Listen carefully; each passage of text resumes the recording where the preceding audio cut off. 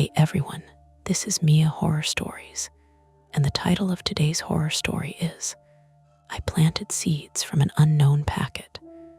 What grew isn't a plant. For your comfort, the screen will stay black throughout the video, so you can relax without strain and just focus on the story. Make sure you stick around until the end. Sometimes the last few moments are the ones that stay with you the longest. The first thing that made me stop was the smell. Not rot. Not exactly. I dealt with rot before forgotten potatoes sweating in the pantry. A dead mouse under the porch stairs one August. The sour mulch stink that came off the compost bin when I got lazy and stopped turning it. This was sharper than that, almost metallic, with a damp sweetness underneath, like pennies dropped into cut grass. It was coming from the terracotta pot on my kitchen windowsill, the one I'd planted 3 days earlier with seeds from an unlabeled paper packet I found tucked into a library book. My name is Mara Vance, 32, female, and at that point my life in Portland, Maine, had become small enough to measure in houseplants, grocery receipts, and the exact amount of time I could leave my phone on silent before anxiety started pressing behind my ribs. I worked from home doing layout design for a regional gardening magazine, which sounded charming until you understood that most of my day involved cropping photos of other people's thriving hydrangeas, while my own basil died slowly beside the sink. The pot sat above the radiator, catching the thin gray light coming off Casco Bay. Outside, March rain tapped the metal fire escape in uneven little clicks. Whole apartment had that old building dampness, plaster walls breathing in weather no matter how high I set the heat. I leaned closer. The soil had moved, not dramatically, nothing cinematic. It hadn't cracked open like some movie grave, but the surface, which I had smoothed flat with 2 fingers after planting, now had a shallow ridge running through it, as if something underneath had pushed forward, paused, and settled. A line of dark crumbs bulged near the rim. I told myself it was water. Expansion. Cheap potting mix. Old pipes vibrating under the sill. Then the soil twitched. A single grain rolled down the side of the ridge. I stepped back so fast my heel hit the bottom cabinet. Okay, I said aloud, because I lived alone and had learned that hearing my own voice could make a room feel less like it was waiting for me to leave. Nope, we are not doing that before coffee. The kettle started its low rattle behind me. The radiator hissed under the window. The pot did nothing else. By the time I had poured hot water over instant coffee and ruined it with too much oat milk, I had almost convinced myself I'd imagined it. Lack of sleep did strange things. So did deadlines. So did spending too many evenings alone with the television muted while subtitles crawled over crime shows I wasn't really watching. The book had been ordinary enough. A used copy of The Practical Seed Saver, checked out from the Peaks Island branch sometime in 1998 and apparently never returned. I'd bought it from a cardboard box outside Longfellow Books because the cover had a cracked illustration of tomatoes, and because I had been trying, in a very deliberate way, to become someone who kept things alive. The seed packet slipped out when I opened to the chapter on scarification. No label, no stamp, just folded brown paper, softened at the creases, with a faint thumbprint smudged near the flap. Inside were 7 seeds, though seeds was generous. They were pale, oval, and slightly translucent, like grains of rice soaked too long. I turned one over in my palm and noticed a darker dot under the surface. I'd assumed they were some old heirloom variety, something weird and hardy, something with a name like moonbean or ghost pea, the kind of thing that would make a nice paragraph for work if it sprouted. That was the motive, if I'm honest. Not curiosity in the pure sense, not love of gardening. I wanted an easy little story, a tidy one. Woman finds mystery seeds, plants them, discovers forgotten tomato cultivar, writes charming essay, receives praise from editor who usually replied with looks fine. I wanted proof I could coax something useful out of neglect. That was the flaw, too, though I didn't call it that then. I had a bad habit of treating warning signs as puzzles I could solve if I just stayed calm enough, smart enough, useful enough. My father used to say I made emergencies tidy by force. It sounded like a compliment until the year he got sick, and I spent months organizing pill bottles while ignoring the fact that he was getting worse. The pot made a soft sound, not a scrape, not a crack, a wet little pop. I froze with the mug halfway to my mouth. The ridge in the soil had risen higher. Something pale showed through.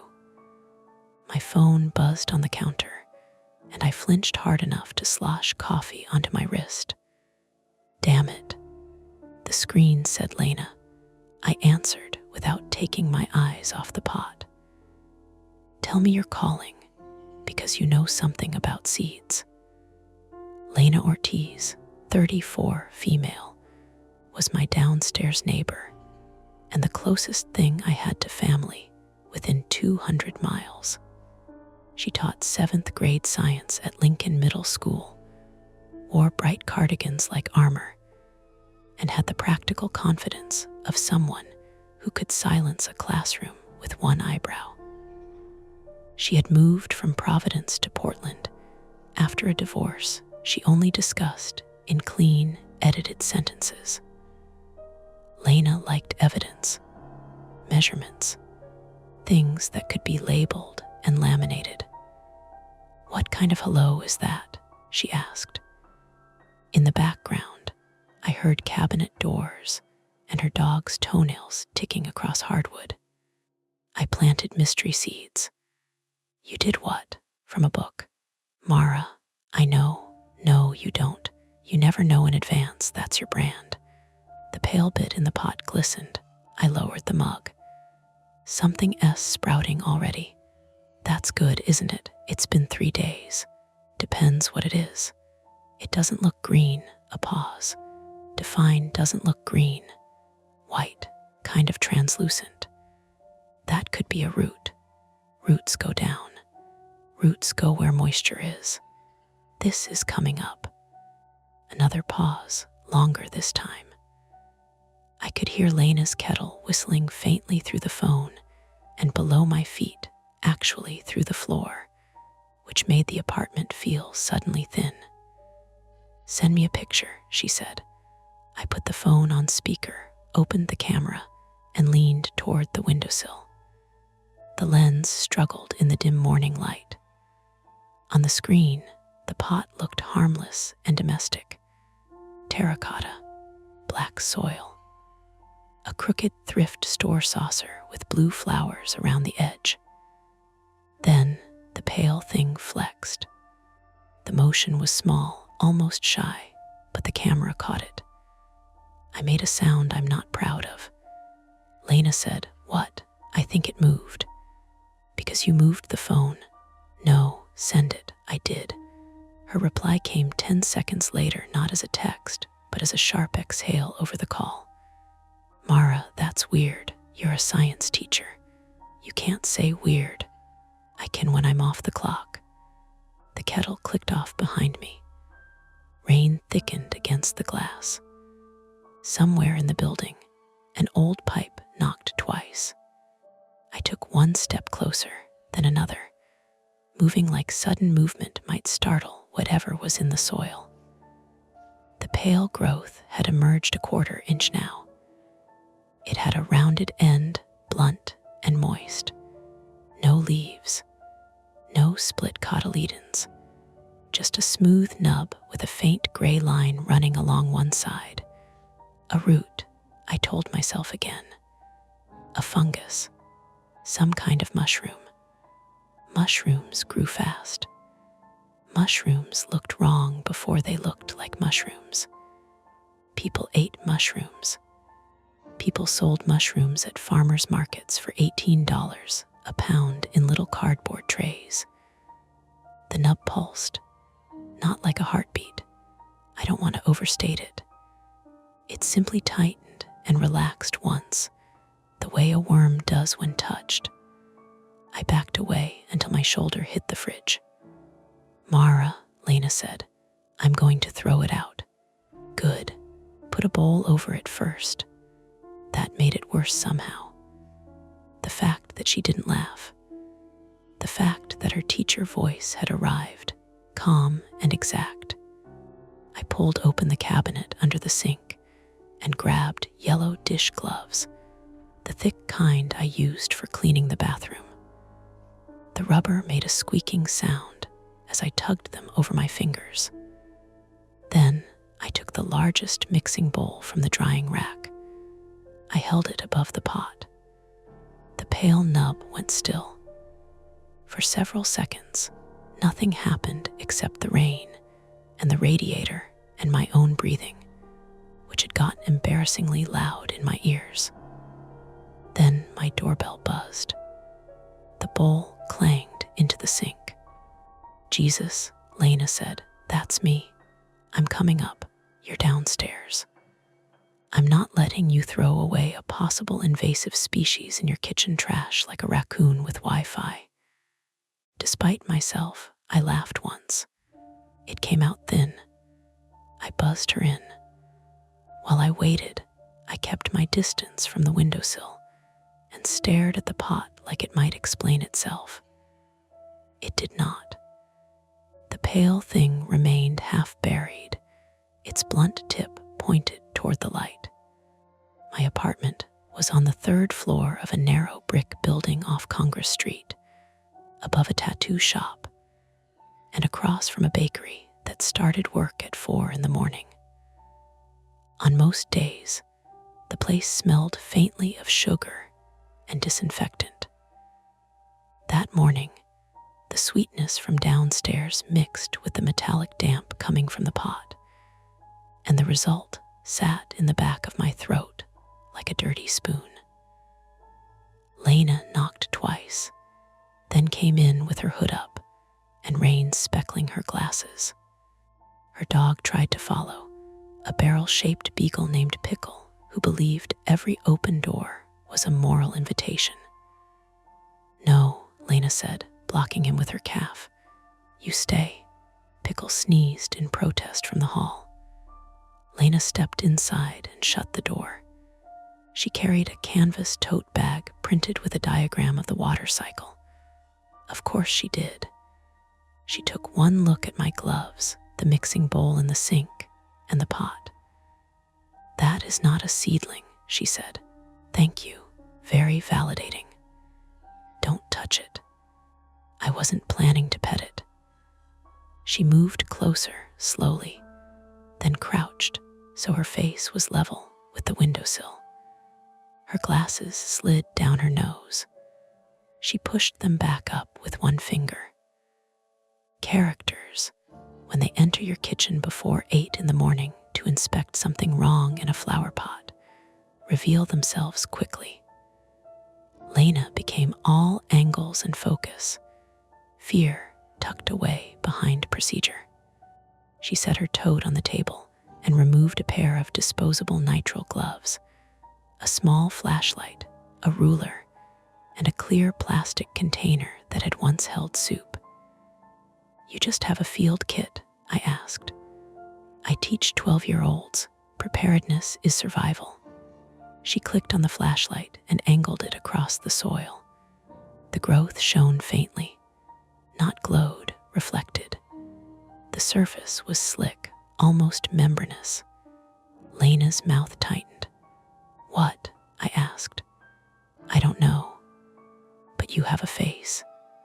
"I'm allowed to have a face." "Lena."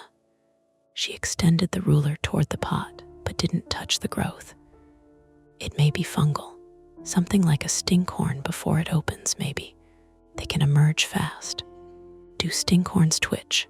Living things move?" "Helpful. Air currents, moisture changes, pressure from growth. There are explanations." She said it like she was laying boards over a hole. From the floor, Pickle whined. Then he started barking. Not his usual bored, food-demanding bark. This came sharp and panicked through the door, nails scratching at the threshold. Lena turned her head. "Pickle." The pale nub bent toward the sound. Both of us saw it. It didn't whip around. It didn't lunge. It leaned slowly, a few millimeters at most, but the direction was unmistakable, toward the barking. The apartment shrank around me. The radiator hissed. Rain ticked the fire escape. Downstairs, a delivery truck beeped as it backed toward the bakery. Perfectly normal sounds, all of them, stacked around the thing in the pot like excuses. Lena stood up.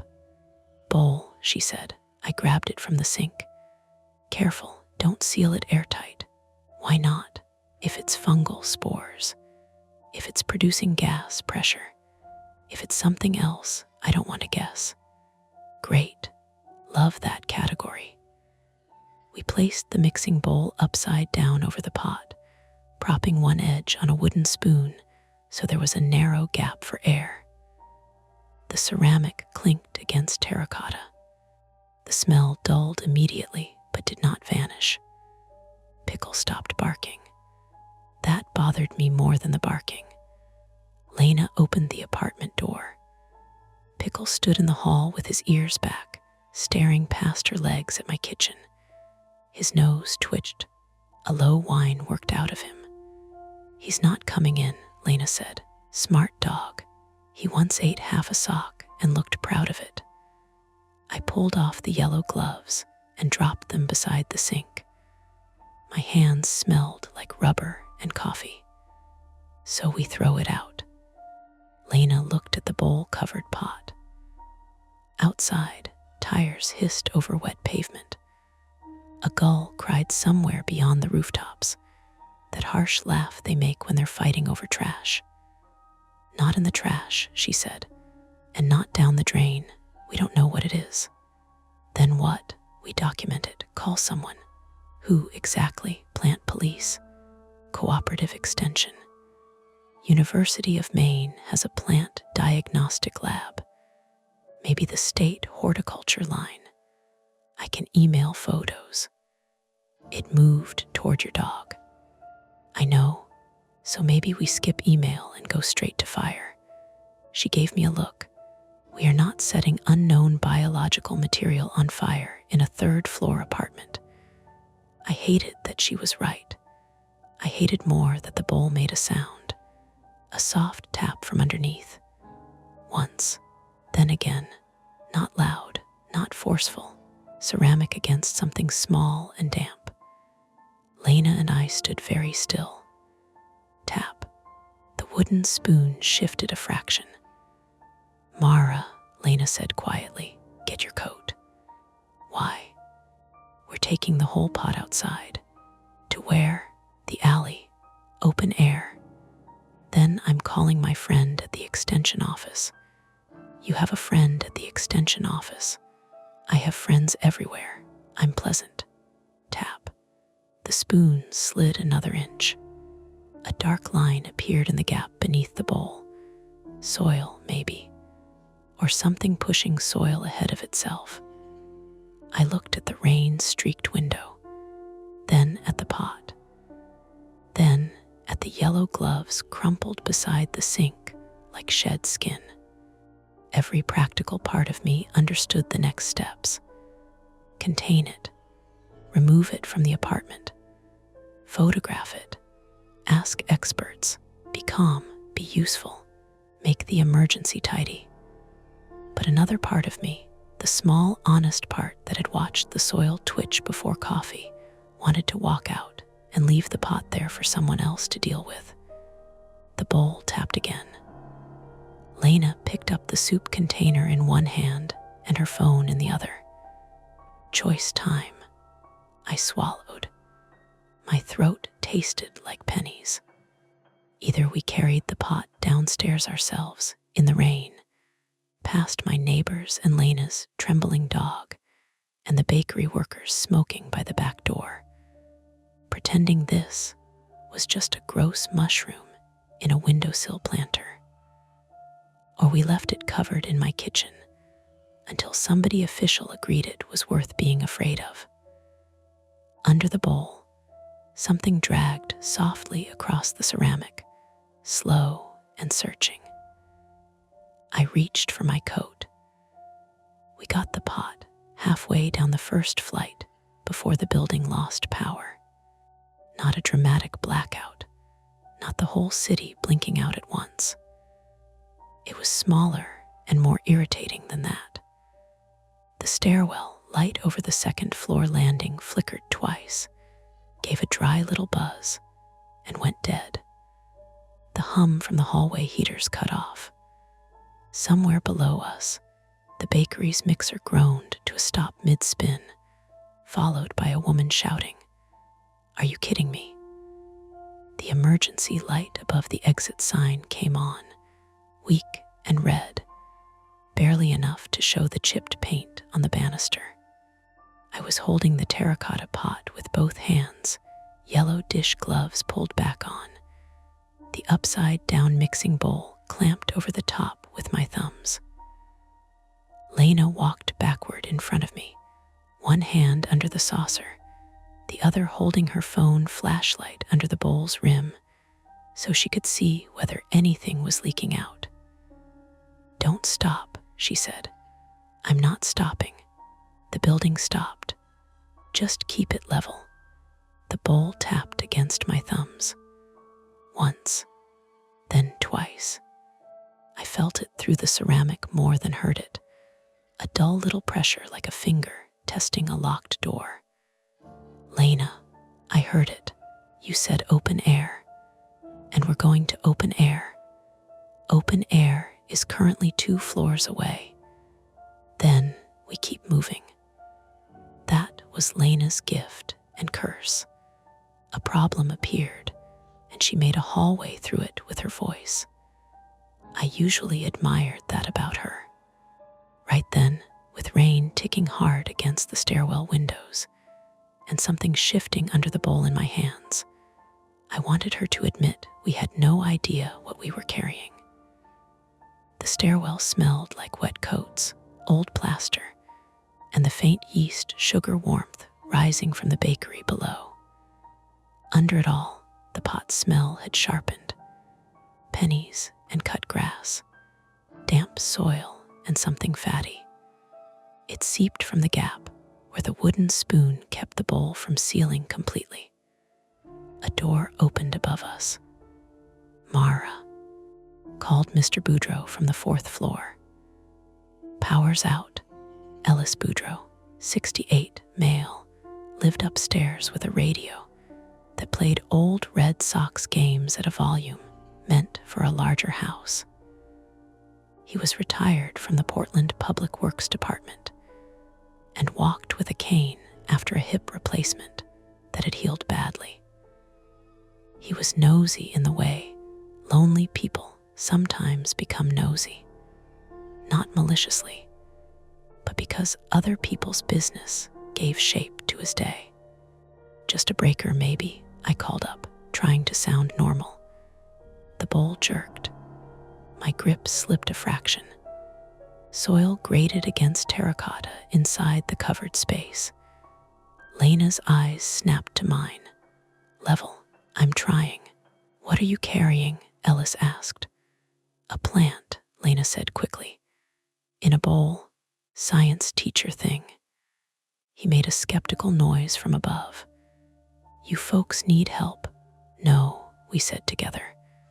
That came out too fast. Pickle barked from behind Lena's apartment door below us, a ragged, frantic sound. The pot answered, not with noise exactly, but with motion. The weight shifted toward the barking. The whole thing tilted in my hands. Stop barking, Lena hissed toward her door, as if the dog understood whispered crisis management. The bowl scraped sideways. I pinched it down harder, and something underneath pressed up against the ceramic with a soft, resisting firmness. My arms tightened. We need to put it down. Not here. I'm going to drop it. You're not. That is not a useful thing to say. Lena looked down the remaining stairs, then up at me. Her phone light made her glasses shine white. Landing, 2 seconds. Then we adjust. We lowered it onto the second floor landing on top of a rubber mat that said welcome in cracked beige letters. My fingers came away cramped. The dish gloves were slick inside with sweat. The pot sat between us, bowl trembling faintly on top. Not vibrating, trembling. Lena crouched. The spoon shifted. What happens if it gets out? I don't know. Then stop saying things like you know. Her face changed. It was subtle, and I hated myself immediately. Lena had spent the last 10 minutes being useful because useful was what she did when frightened. I had just slapped at the one thing holding us together. I'm sorry, I said. No, you're right. She exhaled through her nose. I don't know. I know enough to know we shouldn't contaminate the hall, shouldn't put it near drains, shouldn't let Pickle sniff it, and shouldn't seal it in a warm, wet pot until it builds pressure or spreads spores or whatever it's doing. That's a lot of shouldn't. That's science, mostly. The bakery woman shouted again downstairs, this time something about the walk-in fridge. A man answered in a tired voice. Outside, rainwater rattled through the gutter. Lena stood and called the University of Maine Cooperative Extension number she'd found while we were still upstairs. The call didn't connect. She tried again. No service. Power outage shouldn't kill cell service, I said. It's probably the stairwell. Old brick, try yours. I pulled my phone from my coat pocket with one awkward gloved hand. 1 bar, then none. The screen kept searching. The pot tapped. Lena leaned closer, then froze. What? I whispered. There's condensation. On the inside of the clear gap beneath the bowl, where the wooden spoon lifted the rim, tiny droplets had gathered. Not water clear, cloudy, milky at the edges. One bead fattened, slid down the ceramic curve, and fell into the soil with a sound too small to hear, but easy to imagine. I thought of spores, mold in vents, mold in lungs. A whole article I'd once laid out about respiratory hazards after basement flooding. The photos gray-green and velvety. The captions full of words like exposure and remediation. We can't carry it open like that, I said. It's not open. It's open enough to breathe at us. If we seal it completely and it's producing gas, then what? Then pressure can build. And if we do, Lena didn't answer quickly enough. Pickle threw himself against her apartment door. Claws skittered. Deeper thud followed, his body hitting wood. "Pickle, no," Lena shouted. The pot shifted toward the door. The movement was stronger this time. The bowl actually slid, ceramic lip grinding against the pot rim. A smear appeared at the gap, pale, wet, and thick, like the underside of a mushroom cap dragged across glass. I slammed my palm onto the top of the bowl. "Mara, don't," something struck back. Not hard enough to break anything. Hard enough that pain jumped through the heel of my hand and up my wrist. I yelped and pulled away. The bowl rocked, settled, and the wooden spoon clattered down one step. For one awful second, the gap was wider than it had been. A smell rolled out.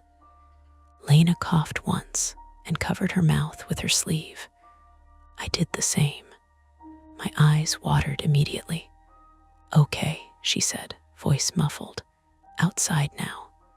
"With what air gap?" "We improvise." She pulled the soup container lid from her tote and wedged it under the bowl rim where the spoon had been, leaving a smaller vent. Her hands shook once, just once, before she forced them steady. That little shake did more to scare me than anything else. Lena was afraid. The private fear she never announced, but which I had learned from watching her rebuild a life after divorce, was losing control in front of someone who needed her. A classroom, a neighbor, a dog, herself. Control was how she proved the bad thing had ended. Now, she was trying to control a pot that moved toward sound. My own fear was uglier because it looked like responsibility. I wanted to carry the danger because I had planted it. I wanted to fix it before anyone knew how stupid I'd been, before Ellis asked questions, before the bakery workers saw, before some official voice on the phone said, "You did what with unknown seeds?" We lifted the pot again. The second floor hall was darker than the stairs. The emergency light at the far end blinked red over the exit door to the alley. Lena walked backward again, but this time Pickle's barking grew louder as we passed her apartment. He was inside, right behind the door, scratching, whining. The pot leaned so hard toward him that the saucer slid against Lena's palm. "Keep moving," she said. "I am." Faster. Then it tilts. The door to apartment 2B opened. A young man in a black hoodie stepped out, phone in hand, earbuds dangling. Connor Pike, 26 male, rented the unit next to Lena and worked nights stocking shelves at the Hannaford on Forest Avenue. I knew him mostly as a tired shape carrying energy drinks and frozen pizzas, polite when cornered, but clearly hoping not to be. "What's going on?" Connor asked. "My Wi-Fi's dead, and there's some alarm thing blinking downstairs." "Power outage," Lena said. "Stay inside." He looked at the bowl-covered pot between us. "Is that leaking?" I glanced down. A thread of cloudy fluid had run from under the bowl and down the side of the terracotta, tracing one dirty orange groove toward my glove. It moved slowly, thicker than water. "No," I lied. Connor wrinkled his nose. "Smells like a bait cooler." "Please go back inside," Lena said. That tone worked on 7th graders. It did not work on a 26-year-old who had just been told to ignore something strange outside his door. "Is it sewage?" he asked. "Because I'm not stepping in sewage again." Landlord never fixed. Pickle slammed into Lena's door. Connor flinched. The pot jerked. My grip failed. For one snapping second, all I had was the slick saucer edge and the weight of the pot rolling away from me. Lena lunged. Connor, to his credit, grabbed the side of the bowl with both bare hands before it could slide off completely. "Don't touch it," Lena snapped. He let go at once. The bowl wobbled. The lid spacer slipped. A pale tendril, no thicker than a shoelace, pushed through the gap and touched Connor's left wrist. He yelled and stumbled backward into his door. The tendril withdrew so fast I might have doubted it if it hadn't left a glossy streak on his skin. Connor stared at his wrist. What the hell was that? Lena grabbed his arm without asking and angled her phone light over it. Did it break skin? No, I don't know. It burned. Don't wipe it with your sleeve. Why not? Because I don't know what it is. Keep saying that like it helps. A red line appeared on Connor's wrist, exactly where the tendril had touched him. Not bleeding, more like a nettle sting, raised and angry. My stomach dropped. "I planted it," I said. "Nobody asked. I said it anyway." Connor looked at me. "You planted that. I didn't know." "What did you think would happen?" The answer, something interesting, something useful, something I could write about, was too humiliating to say aloud. Lena was already moving. "Connor, rinse it. Soap and water. Do not scrub hard. Do not use bleach, alcohol, hand sanitizer, anything like that. Just soap and water. Then take a picture of the mark. Should I go to urgent care?" "Yes, but first wash it and keep your door closed." "What about that thing? We're taking it out." He laughed once, sharp and unbelieving. "You're taking it out like trash." Lena looked at me. Then, at the exit door, the emergency light blinked red, red, red. Downstairs, the bakery's back door banged open, and cold air rushed up the stairwell. Voices rose from the alley. "The walk-in's climbing," someone said. "We've got 20 minutes before the cream goes." A new sound followed, the low chug of a portable generator trying to start. Once, twice. It caught on the third pull, coughing fumes into the alley. Lena's eyes widened. "What?" I asked. "Air intake." "What air intake? For the bakery? For the building?" "I don't know exactly, but if we put this in the alley next to a generator and vents, it could pull the smell inside, or whatever that moisture is, or fumes could stress it, or nothing. Again, I don't know." Connor stood in his open doorway, still staring at his wrist. "Call 911. For a plant," I said.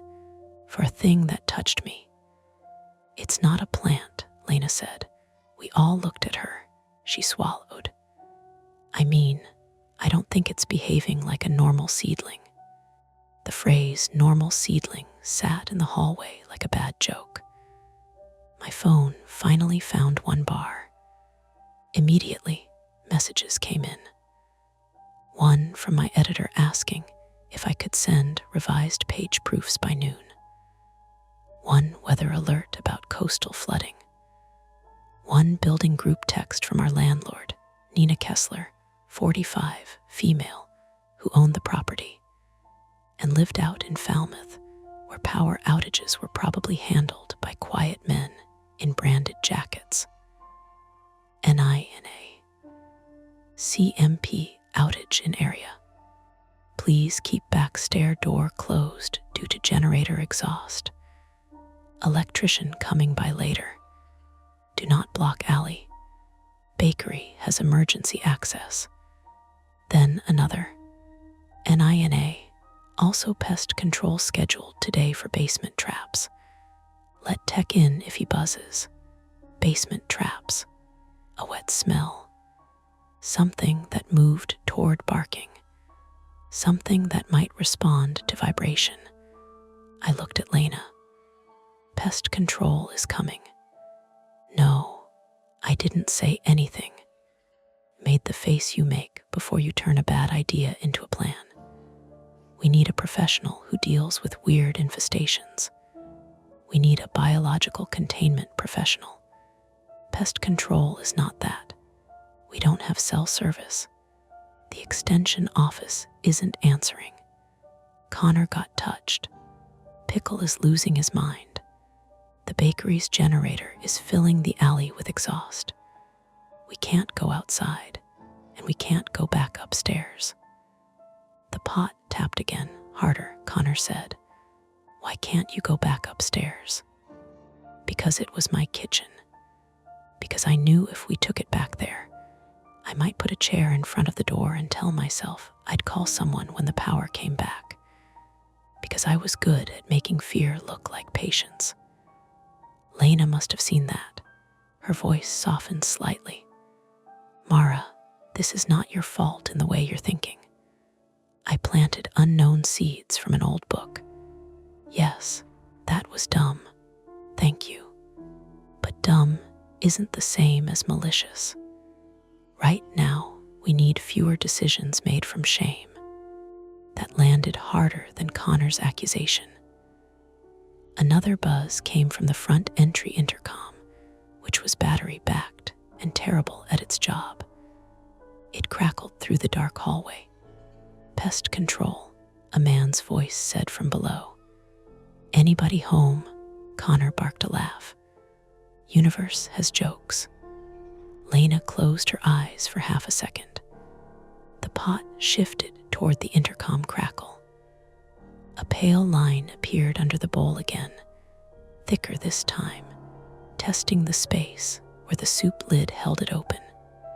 It pushed, withdrew, pushed. The lid bent. We need help carrying it somewhere secure, I said. We don't know this guy. He'll have bins, sprayers, masks, sprayers with pesticides that might make this worse. It already touched Connor. Connor held up his wrist. I vote for the guy with poison. From below, the intercom buzzed again, longer and more impatient. Pickle had gone quiet behind Lena's door. The quiet was not relief. It was a held breath. Then he made one sound, a low growl that rose into a thin whine and stopped abruptly, like he had backed away from the door. Lena turned pale. Pickle, she called. No answer, no scratching. Just the generator coughing in the alley, rain on the windows, and beneath my gloved hands, the contained, steady pressure of something inside the pot learning where the weak point was. Lena looked at her apartment door, then at the pot, then toward the stairwell, where the pest control technician was waiting to be buzzed in. Her control cracked right down the center. My dog, she said. The soup lid spacer snapped. The bowl slammed sideways. A pale tendril slipped out, dragged over the rim, and hung there in the red emergency light, glossy and blind, and slowly turning toward Lena's closed apartment door. We had 3 choices then, and none of them were safe. Open Lena's door and check on Pickle, risking the thing reacting to him again. Carry the pot down toward a stranger with chemicals and no warning, or hold the bowl in place with our hands until either help arrived or whatever was inside pushed harder. The tendril stretched another inch. This time, it touched the hallway floor. The tendril touched the hallway floor and flattened. That was somehow worse than if it had whipped around. It didn't strike. It didn't coil.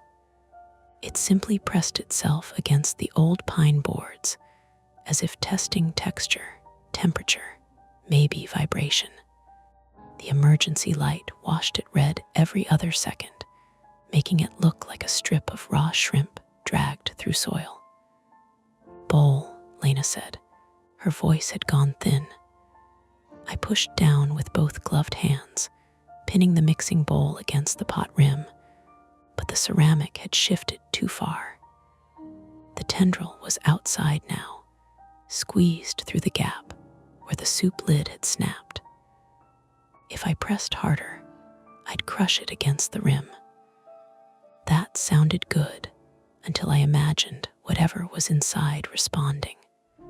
Connor stood with his back against his apartment door, clutching his wrist. "Cut it." "With what?" I snapped. "Knife, scissors, anything." Lena's apartment door was 6 feet to our left. The one Pickle had been barking behind. Connor's door was behind him on the opposite side of the hall. The stairwell down to the bakery and front entrance opened at the far end, beneath the blinking red exit sign. Behind us, the stairs climbed back toward my apartment, dark except for a rectangle of gray rainlight from the landing window. Below, the intercom buzzed again. "Hello," the pest control guy called through the speaker. "Basement service." The tendril turned toward his voice. "There," Lena whispered. "It's not the dog specifically. It likes noise, maybe vibration." "Great," Connor said. "We're in a building full of pipes and a generator." Lena swallowed hard and looked at her own apartment door. "We check Pickle first." "We can't take this in there," I said. "I know. We can't leave it in the hall." "I know that too." Her face was tight, pulled between terror and responsibility. Pickle had gone quiet. That absence pressed on her worse than the smell, worse than the thing touching the floor. "First attempt," she said, almost to herself. "Temporary containment. Are you narrating now? It helps me think." She pointed at the laundry nook at the end of the hall, just before the back stairs. Every floor had one. A shallow closet with a stacked washer-dryer, a utility sink, and shelves where tenants abandoned half-empty detergent bottles.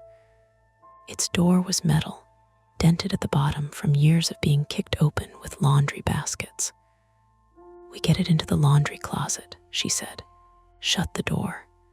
Then I check Pickle while you call the tech up." Connor said, "That closet has a drain." "Sink drain, yes." "You just said not near drains." I said temporary. "That thing is literally leaking." Lena's jaw flexed. "Then find me a better room with no vents, no drains, no pets, and no people in the next 10 seconds. Connor, shut up. We moved. The pot was heavier than before. I don't mean emotionally, though that too. The actual weight had changed, or my arms had given out from holding it too tightly. My forearms burned. My fingers had started to tremble inside the rubber gloves. Lena slid both hands under the saucer again, and we shuffled sideways down the hall, step by step, keeping the bowl clamped at an angle while the exposed tendril dragged over the floorboards. It left a wet trail behind us. Not much, a thin shine, but enough. At the laundry closet, Connor opened the dented metal door with his sleeve pulled over his hand. The closet smelled like detergent, mildew, and dryer lint. The utility sink sat on the left. The washer-dryer towered on the right. A wire shelf above held bleach, stain remover, a cracked laundry basket, and somebody's forgotten jar of powdered oxygen cleaner. "Floor," Lena said, "middle, away from the sink." We set the pot down on the concrete patch beneath the shelf. I eased my hands away. The tendril lifted from the hallway floor and slowly curled back toward the bowl opening. For 2 seconds, I thought the plan might work. Then the washing machine clicked. Not on. The just a settling sound, maybe from water pressure in the line. The tendril snapped toward it. The bowl rattled violently. I stumbled backward into the doorframe. Lena grabbed my elbow and kept me from falling. Inside the closet, the pot rocked once, twice, bumping the utility sink leg with a hollow metallic ping. The ping made it worse. From inside the pot came a wet, crowded shifting, like fingers stirring cooked noodles. Connor swore and slammed the closet door. The metal door boomed. Everything inside threw itself toward the sound. The impact dented the door outward. Not far, half an inch maybe, enough to make the handle jump. Lena grabbed the knob and held it shut with both hands. "Don't slam doors," she said, breathless. "You told me to shut it." Shut and slam are different words. Are we seriously doing vocabulary? The door thumped again, softer, lower this time. Then came a scratching sound from the bottom edge. The tendril had found the gap under the door. A pale tip appeared in the shadow near Lena's shoe. She jerked back.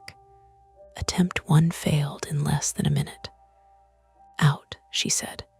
"We just put it in," Connor said. "Out." I grabbed the handle while Lena got her tote strap over one shoulder. Connor found a broom leaning in the corner of the hall and held it like a spear, which would have been funny any other morning. "Slow," Lena warned. I opened the door 2 inches. The smell pushed out first. Stronger now.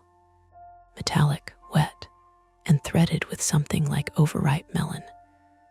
The pot had tipped against the sink leg. The bowl was half off. Several pale tendrils had emerged, not long but searching, tapping against the concrete, the sink pipe, the washer panel. Each time one touched metal, it paused. Lena shone her phone light into the closet. The tendrils withdrew from the beam. We all saw it. "Light," I said. "Maybe heat," Lena said. "Maybe brightness." "Your flashlight made it pull back." "Then keep lights on it." "Our lights are dying," Connor said. He was right. Lena's phone had dropped to 12%. Mine was at 19. Connor's, because he was 26 and lived on his phone, was at 4. The second attempt formed around that small fact. Light drove it back, or seemed to. Connor ran into his apartment and came back with a battery work lamp, the kind with a magnetic base, and a roll of duct tape. His wrist looked worse now, the welt swollen into a red rope with tiny white bumps along the edges. He kept flexing his fingers as if checking they still belonged to him.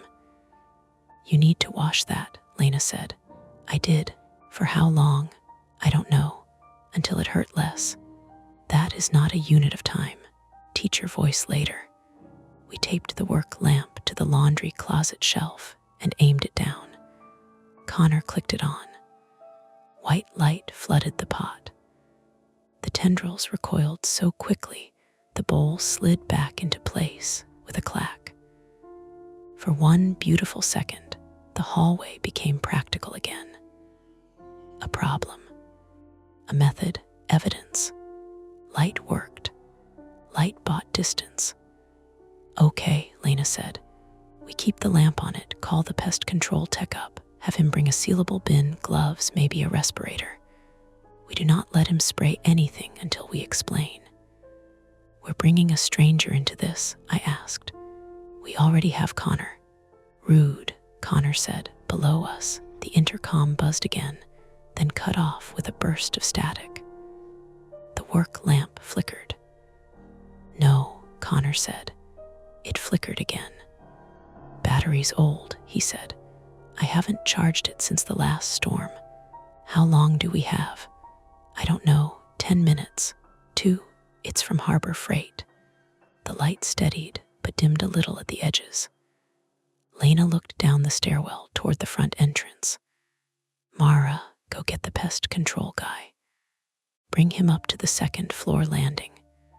Don't let him pass the exit sign until we brief him. Connor, stay with the lamp. I'm checking Pickle. No, I said. Her hand was already on her apartment doorknob. I heard my own voice and hated it. Not because I was wrong, but because I sounded like I wanted command. We split up, something goes wrong. That's how people get hurt. My dog may already be hurt. And if opening that door makes it react again, she turned on me.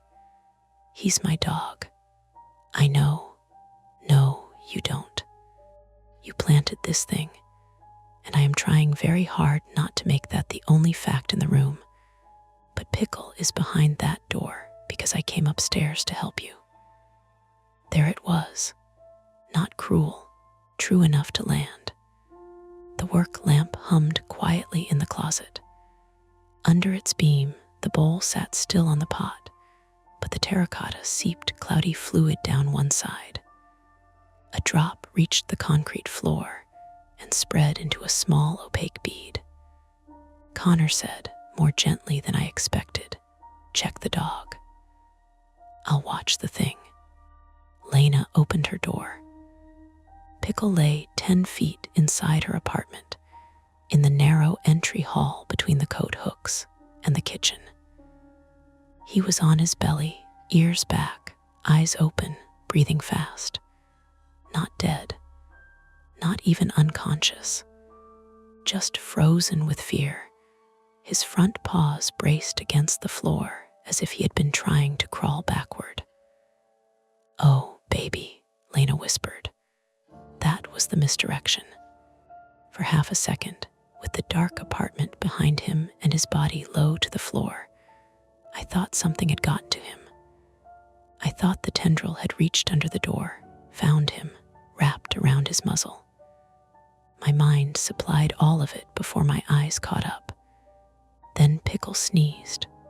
Once, twice, violently. A strand of yellow yarn clung to his nose. Lena made a broken sound halfway between a laugh and a sob. He got into the scarf basket. It was explainable, stupidly, blessedly explainable. It backed into the basket by the entry table and tangled himself in one of Lena's half-knitted scarves. The yarn loop had caught around his front leg, pinning him just enough to panic him. Lena dropped to her knees and freed him with shaking hands. Pickle pressed his whole body into her lap, trembling so hard his tags jingled. The sound made the pot move. Not much, but enough. Tags, Connor said. Stop the tags. Lena grabbed Pickle's collar to still it. I need to get him out. Where? I asked. Connor's apartment. Connor looked offended. Why mine? Because yours is across the hall and the farthest from the pot without passing it. My lease says no pets. Connor, fine, bring the traumatized ham. We tried to move carefully. Lena lifted Pickle, all 32 dense pounds of him, and carried him across the hall while I stood between her and the laundry closet with the broom. The work lamp flickered again. The tendrils underneath the bowl stirred, but didn't emerge. Attempt 2 was partial. The light contained it, but only while the weak battery held, and Pickle was safe only if Connor kept his apartment door closed. Once Pickle was inside, Connor washed his wrist again at Lena's insistence, using her kitchen sink while Pickle hid under his coffee table. I went downstairs for the pest control technician. The stairwell from the second floor to the lobby felt longer than it ever had. The emergency light painted each step dull red. The lost wooden spoon lay on the landing where we dropped it, smeared at one end with cloudy residue. I stepped around it. At the bottom, the front hall opened into the narrow lobby shared by the apartments and the bakery's rear prep entrance. Rain blew in under the back door. The bakery workers had propped it open despite Nina's text, probably because generator fumes had gotten too thick near the loading area. I could smell exhaust, yeast, coffee, and the sour drain smell from the basement stairs. Pest control technician stood by the mailboxes with a clipboard and a black plastic equipment case. Darren Wells, 41 male, had the tired, weathered look of someone who spent his workdays crawling into basements other people avoided. He wore a gray cap embroidered with Pine State Pest Solutions, rubber boots, and a respirator hanging loose around his neck. A silver wedding band flashed when he adjusted his grip on the case. "You Mara?" he asked. "No, I mean yes. I live upstairs. We have a situation. I'm here for rodent stations in the basement. This is not rodents." He looked past me toward the stairs. "Roaches? No. Bedbugs? No. Wildlife?" I hesitated. He noticed. "Ma'am, I need the plain version. There's something growing in a pot upstairs. Unknown seeds. It moves toward sound. It touched a tenant and caused a welt. It may release some kind of irritant fluid." His expression went carefully blank. The way people look when deciding whether you are frightened, lying, unstable, or all three. "Something growing," he repeated. "Yes, in a flower pot. Yes." He glanced toward the bakery workers. One of them, a woman in a flour-dusted apron, was pretending not to listen and failing. Darren lowered his voice.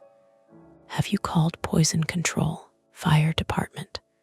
Cell service is bad. We tried extension. Power outage. We need a container, PPE. Something to move it without spreading it." "What kind of plant?" "That's the problem." He rubbed a hand over his mouth. "I can look. I'm not promising anything. Do not spray it. I don't spray unknowns in occupied buildings." That was the first thing anyone said all morning that made me trust them. He followed me up, carrying a lidded plastic inspection tub, nitrile gloves, safety glasses, and a half-face respirator. On the stairs, he asked questions in short bursts. How many seeds? What soil? How long since planting? Any pets? Any children? Any allergies? Any broken skin? When I told him about Connor's wrist, he said, "He needs medical evaluation." "I know, soon, I know." We reached the second floor as the work lamp flickered twice and died. The hallway went red again. From the laundry closet came a soft, wet, dragging sound. Connor stepped out of his apartment with a flashlight in one hand, his injured wrist wrapped in a damp dish towel. Bad timing. Lena appeared behind him, holding Pickle's collar, her face drawn and gray with fatigue. It started moving when the lamp went off. Darren put on his respirator and safety glasses. Nobody talks above a whisper. We all obeyed. He approached the laundry closet slowly, flashlight aimed low. The beam struck the pot. The bowl was no longer centered. 3 tendrils had reached the concrete floor. One had found the utility sink leg again. One trailed toward the hallway. One was pressed against the washer panel near a circular access port, tapping softly. Tap, tap, tap, like it was listening with its skin. Darren stared for 2 full seconds. Then he whispered, "That's not any plant I've seen." Nobody said anything. He set the inspection tub on the floor, opened the lid, and lined it with a heavy contractor trash bag from his case. We moved pot and bowl together into the tub, lid on loose, not sealed, then out through the front, not alley, away from generator. I'll put it in my truck bed and call state agriculture, poison control, and fire if needed. Truck bed, Lena whispered. Open air, contained enough for transport across the sidewalk. What if it reacts to the truck? Then we don't start the truck. It was the best plan we had, which is not the same as a good plan. We positioned ourselves. Darren handled the tub. I would lift the pot. Lena would hold the bowl down. Connor would keep his flashlight fixed on the tendrils. Pickle was locked inside Connor's apartment, whining softly, but not barking. On 3, Darren whispered. At 2, the fire alarm went off, not the building siren, the bakery's smoke detector. A piercing, repetitive shriek burst from below, amplified through the old stairwell. The pot convulsed. The bowl flew off. Tendrils shot outward in all directions, not fast like snakes, but fast enough that instinct moved before thought. Lena stumbled back into the opposite wall. Connor dropped the flashlight. Darren lunged for the tub lid. I grabbed the pot because that was what my body had been prepared to do. The terracotta cracked in my hands. Soil spilled hot and wet over my gloves. At the center of it was a pale mass, the size of a clenched fist, ribbed and slick, threaded with root-like cords that were not roots, because roots do not flex toward sound. Roots do not leave red welts, and roots do not drag themselves across hallway floorboards toward a screaming alarm. The smoke detector kept shrieking. From downstairs, someone shouted, "Grease smoke. We've got it. Realistic. Explainable. Burned oil or overheated equipment during the outage." Another stupid, ordinary cause. But the damage was done. The thing pulled free of the broken pot. Darren threw the contractor bag over it. For 1 second, it was covered. Then the mass punched against the bag from inside, stretching black plastic into pale shapes. Lena grabbed my sleeve and dragged me backward. Move. We retreated toward Connor's apartment because the stairs down were now between us and the thing, and the stairs up led back to my apartment with the wet trail behind us. The hallway had become a map of closed options. Laundry closet on the left, Lena's door behind us, Connor's door open to the right, stairwell ahead, blocked by Darren, and the thrashing bag, and the red exit sign blinking over everything like a warning we had already ignored. Darren tried to scoop the bagged mass into the tub. The smoke detector screamed. The mass lunged toward the sound. It knocked the tub sideways, hit Darren's boot, and he went down hard on one knee. His equipment case spilled open. Gloves, bait station keys, plastic traps, zip ties, and a canister rolled across the floor. Inside, Lena shouted. Connor grabbed me by the back of my coat and hauled me through his doorway. Lena shoved Pickle deeper into the apartment with her foot and pulled the door halfway closed. Darren crawled after us. The mass dragged itself into the hall, leaving soil, cloudy fluid, and torn black plastic behind it. Connor slammed the door. The impact made something strike the other side almost immediately. Once, twice. Then the smoke detector stopped. The sudden quiet felt like a pressure change. Inside Connor's apartment, 4 of us stood breathing hard in the dimness, while Pickle shook under the coffee table. Connor's place smelled like instant ramen, wet dog, and laundry detergent from the towel around his wrist. A single window faced the alley, where the generator coughed below and rain streaked the glass. Darren looked at the bottom of the door. A pale tendril slid under it. No hesitation now.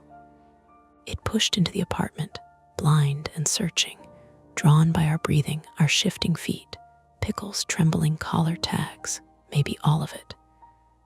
Darren grabbed the pest control canister from his belt and said, "Everybody back." Lena said, "Don't spray. It's compressed air." He blasted the tendril with a sharp hiss. The tendril recoiled. The canister wasn't pesticide, just an aerosol duster he used for clearing dust out of trap boxes or equipment. Cold air, pressure, sound. It worked for half a second. Then the tendril came back under the door, accompanied by another. And another. Retreat was gone. The hallway was contaminated. The pot was broken. The thing was loose outside Connor's apartment, between us and every exit except the rain-slick window over the alley. Connor's phone had died. Lena S. was at 5%. Mine had 1 bar and 11% battery. On the other side of the door, something heavy and wet settled against the wood. Then, slowly, the handle began to turn.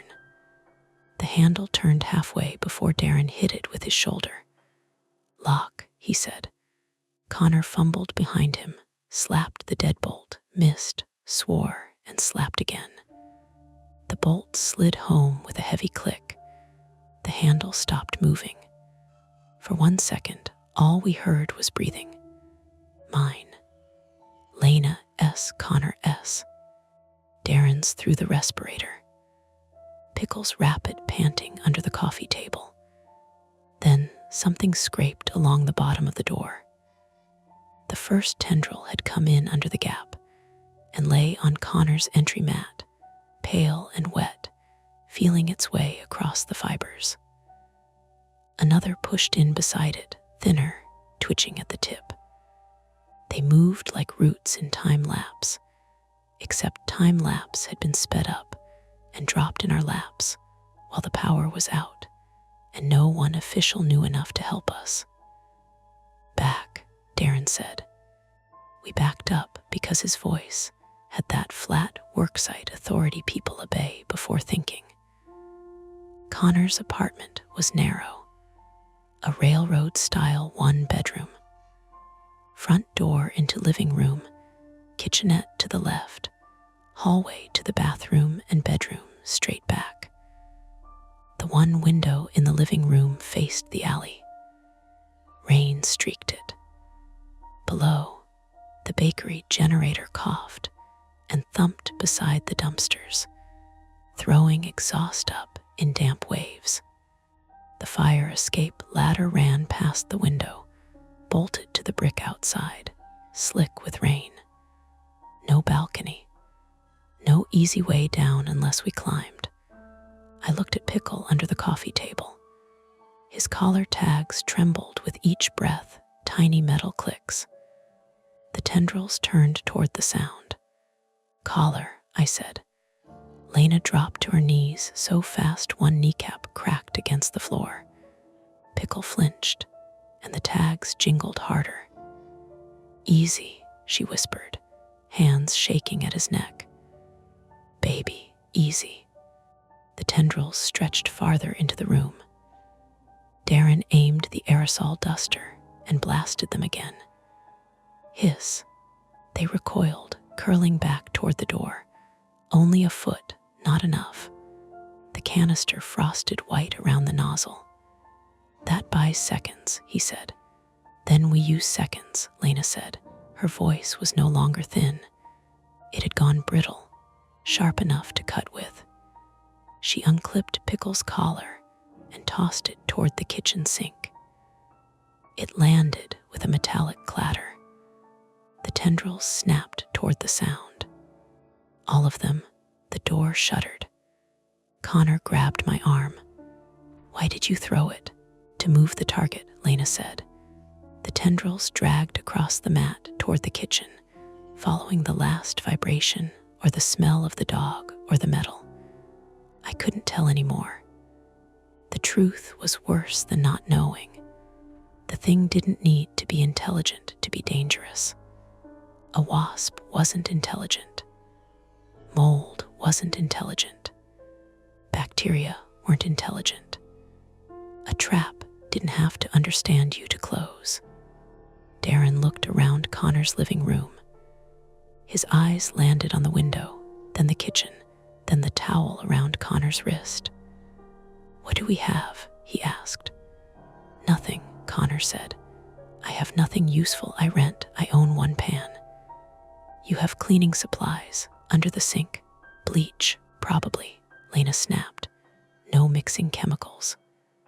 No bleach clouds in a sealed apartment." "I wasn't going to mix chemicals," Darren said. "I need bottles, barriers, anything slick." The front door groaned inward against the deadbolt. The wood bowed slightly near the bottom, where moisture had swollen it over the years. Connor had complained about that door before, how it stuck in summer, how the landlord kept saying she'd send someone. Now the warped gap under it was wide enough for the tendrils. The thing outside pressed lower. A wet weight settled against the door. Connor's face went gray. "It's pushing." "Window," I said. Lena looked at the alley. "Fire escape." "Generator fumes," Darren said. "Better than this." "Not if we pass out climbing down." The generator coughed below, then surged, a rough engine growl vibrating through the window glass. Every tendril on the floor lifted, not toward Pickle, not toward us, toward the window. The sound had a direction. The vibration had a source. Darren saw it too. "It wants the generator." "Or the vibration," Lena said. "Can we use that?" My own voice surprised me. It came out calm, almost detached, the way I used to sound on the phone with hospital billing offices when my father was dying. And I had decided that if I could just find the right extension, the right form, the right folder, then everything would hold together. "We need to get it away from the door," I said. "Get out through the hall." Connor stared at me. "Away how?" "Invited to brunch." The tendrils had reached the kitchen threshold. One found the collar and curled around the tags. The metal gave a soft jingle. The front door thudded again.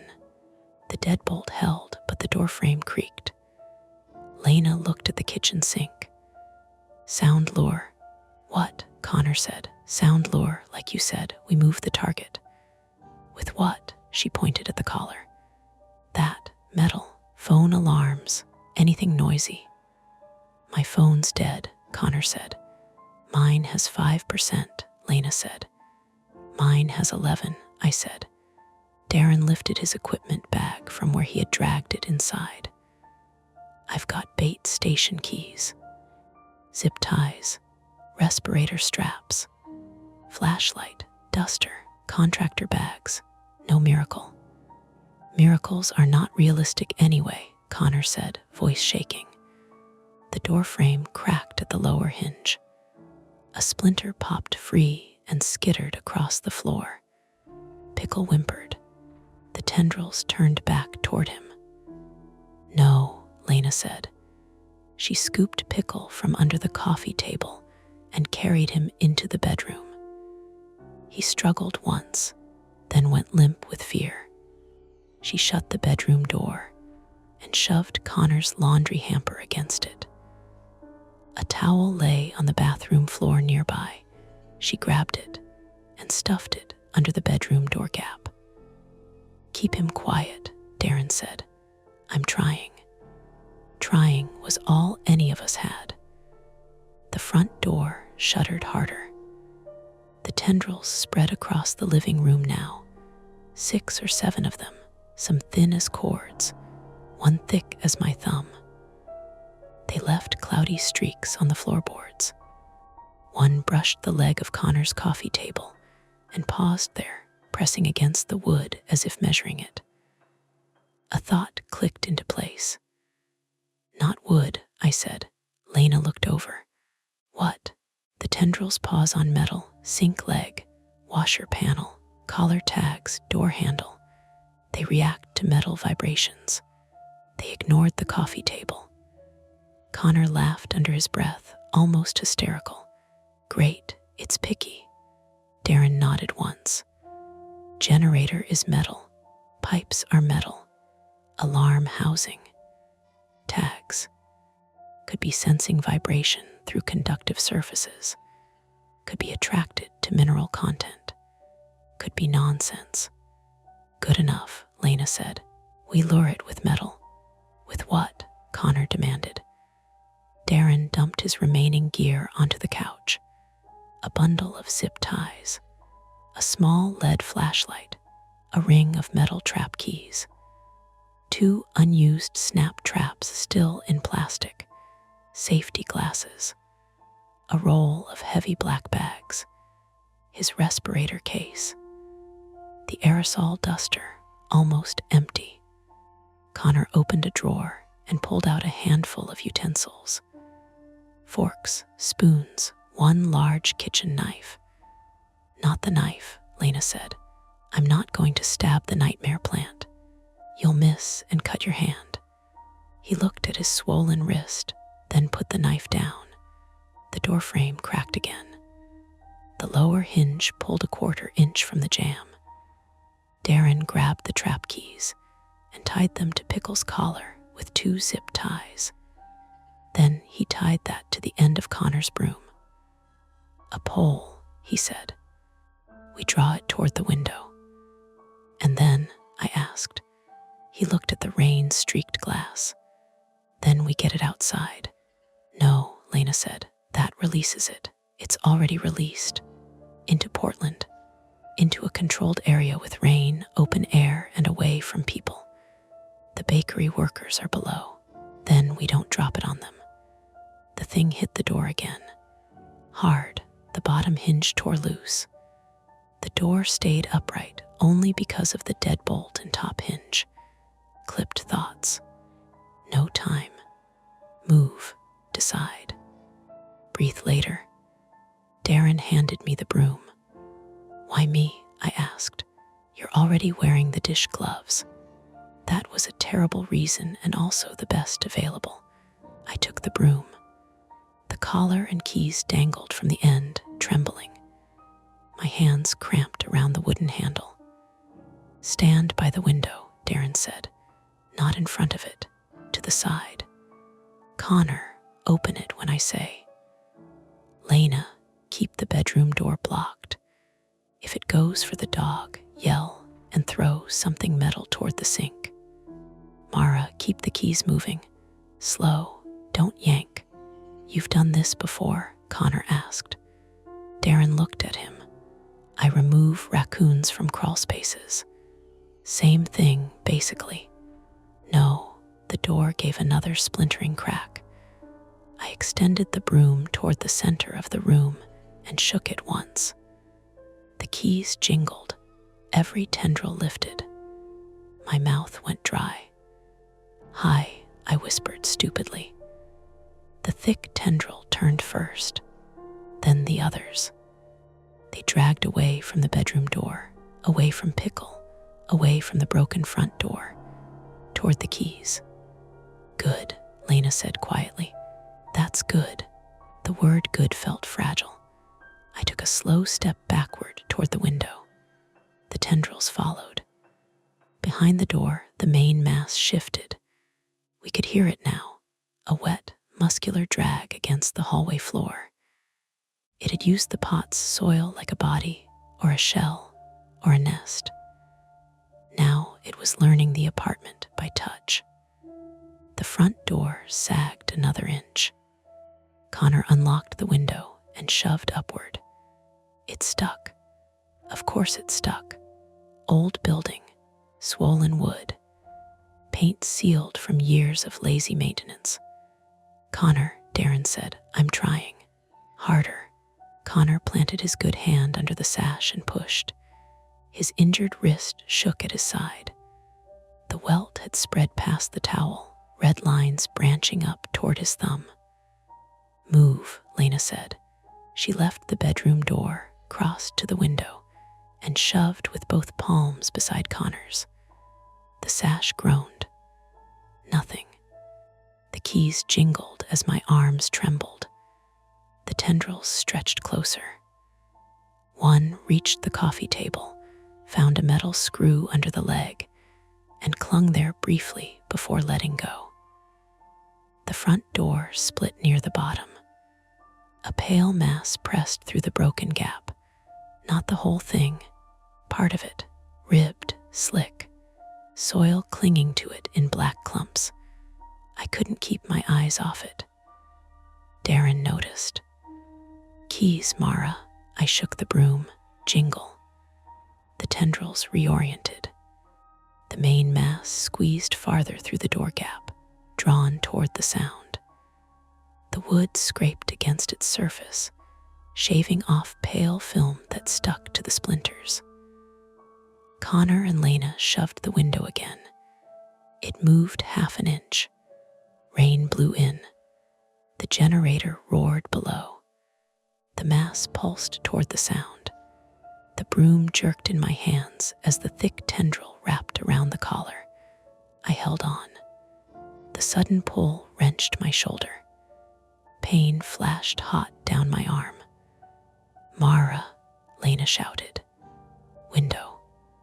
Darren grabbed the broom behind my hands and helped me brace. The tendril tightened around the collar and keys. It tugged again, stronger. The wooden handle bowed. "Let it take the collar," Darren said. "If it takes it, we lose the lure. If you don't, it takes you too." He was right. I let go of the collar end by twisting the broom hard. The zip tie snapped. The collar and keys dropped to the floor. The mass surged toward them. It came fully through the broken door. That was when I saw it clearly. It wasn't shaped like an animal, not really. It had no head, no eyes, no mouth I could see. It was a fist-sized central mass, bigger now with soil and shredded plastic stuck to it, surrounded by tendrils that thickened at their bases. The pale surface was veined gray and pink, like something that should have stayed under bark or deep in a body. It moved by contracting, gripping, releasing. Not magic, muscle, moisture, reaction. Growth gone wrong, or something old mistaken for a seed. Connor made a small, gagging sound. Lena turned from the window and saw it. For half a second, nobody moved. Then Pickle barked from the bedroom. One short, terrified bark. The mass pivoted, not toward the keys, toward the bedroom. Lena's face changed. No. She grabbed the metal saucepan from Connor's stove and threw it into the kitchen sink as hard as she could. The crash was enormous. The mass snapped toward the kitchen. The tendrils whipped across the living room floor, knocking the coffee table sideways. A mug fell and shattered. The bedroom door shook as Pickle barked again and again, muffled by the towel. "Open the window," Darren shouted. Connor grabbed a cast iron skillet from under the oven. "What are you doing?" I yelled, making noise. He hurled it through the window. The glass exploded outward into the rain. Cold air rushed in. The generator's chug filled the apartment, louder now, metal and engine and vibration rolling up from below. The mass lunged toward the broken window. So did the tendrils. One caught my ankle. I went down hard. My chin hit the floor, my teeth clacked together. Pain burst across my jaw, and the taste of blood flooded my mouth. The tendril tightened above my boot, slick and cold through my jeans. I kicked. It held. "Mara," Lena screamed. Darren dropped to one knee and blasted the tendril with the last of the aerosol duster. Hiss. The cold hit my ankle and soaked through denim like ice water. The tendril recoiled enough for me to yank free, but it took skin with it. A hot scrape opened above my boot. I scrambled backward on my elbows, leaving a smear of blood on Connor's floor. No time to feel it. The mass had reached the window. Not gone through. Reached. The broken lower sash still blocked most of the opening with jagged glass and stubborn wood. Tendrils explored the frame, the sill, the radiator pipe beneath it. The generator sound drew it, but the gap wasn't large enough. Darren grabbed a chair and smashed the remaining glass from the frame. Connor kicked at the lower sash until rotten wood split. Lena kept throwing metal into the sink, utensils, pot lids, the knife she had told Connor not to use. Each crash pulled stray tendrils away from the bedroom door, but the mass stayed with the generator sound. It began to climb. Up the wall beneath the window, gripping cracks in the paint, radiator brackets, exposed pipe. "Don't let it reach the fire escape," Lena said. "It'll get anywhere." She was right. The fire escape connected the floors, the roof, other windows, other people. Darren looked at me, then at Connor, then at the contractor bags on the couch. "Bag and tub," he said. "The tub is in the hall," Connor said. "Then bag only." "It punched through the bag. Double it, triple it," Lena said. We moved like people past the point of arguing. Connor shook open one contractor bag. I grabbed another with hands that didn't feel steady anymore. My ankle burned, my jaw throbbed. Lena snatched the zip ties from the couch. Darren pulled the respirator off his own face and thrust it at Connor. "Put this on. What about you? I'm not the one with the welt spreading." Connor didn't argue. The mass had half climbed into the broken window frame now. Rain hit it, beating on the pale surface. It recoiled from the cold drops, but kept reaching toward the generator vibration. Below, someone in the alley shouted, "What the hell?" A bakery worker had seen movement at the window. "Stay back," Darren roared. His voice drew a tendril. It lashed toward him, caught his forearm, and wrapped once. He grunted, grabbed it with his gloved hand, and peeled. The glove smoked faintly where fluid smeared it, not smoke, I realized, condensation from cold aerosol residue and rain. But it looked terrible, unreal. Under the glove cuff, his skin reddened immediately. "Darren, bag." Connor and I rushed forward with the contractor bags open between us like a net. Lena crashed the last pot lid into the sink. The mass hesitated, split between sounds. Generator, sink, pickle barking, us breathing. It chose the loudest, the generator. It pulled itself into the frame. That saved us. For 1 second, its body elongated, tendrils stretched forward, central mass exposed and off balance. Darren shoved from the side with the broom handle. Connor and I threw the bags over it. The thing convulsed inside the plastic. I wrapped my arms around the bagged mass because there was no careful version left. It bucked against my chest, wet and strong, and I could feel tendrils punching outward, searching for seams. Connor grabbed the top and twisted. Lena looped zip ties around the gathered plastic, 1, 2, 3, pulling them so tight her fingers slipped and tore against the edges. The bag jumped in our hands. Darren shoved the whole bundle through the broken window. "Not down," Lena yelled. "Fire escape landing." He angled it onto the metal grate outside the window, not dropping it to the alley. Rain hammered the black plastic. The generator roared below. The bundle thrashed toward the sound, rolling against the fire escape rail. "If it breaks out there," Connor started. "It won't," Darren said, and climbed halfway through the broken window. "What are you doing? Ending the lure?" He stepped onto the fire escape, rain soaking his shirt instantly. The metal grate clanged under his boots. The bagged mass rolled toward the sound of the generator, pressing against the rail, plastic stretching white where tendrils pushed. Darren grabbed the broken collar and keys from inside the apartment and threw them past the bundle onto the far side of the fire escape landing. The bag rolled after them, away from the window. Then he reached down toward the alley and shouted, "Kill the generator." Nobody heard over the engine. Connor grabbed his dead phone, remembered, threw it down. "They can't hear." I looked at the kitchen. "Breaker.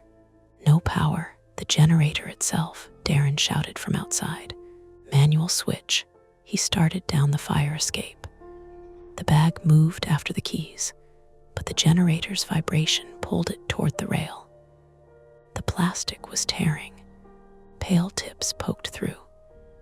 "Darren, don't," I said uselessly. He climbed down one level, then another, boots slipping on wet metal. Below, the bakery worker in the apron stared up at him from beside the dumpster. "Shut it off," he yelled. She grabbed the generator handle, fumbled with the switch, missed. The bag split. A tendril slid out and wrapped around the fire escape rail. Then another. If it anchored there, we would lose it. Lena didn't hesitate. She grabbed the aerosol duster canister, even though it was nearly empty, and climbed onto the fire escape.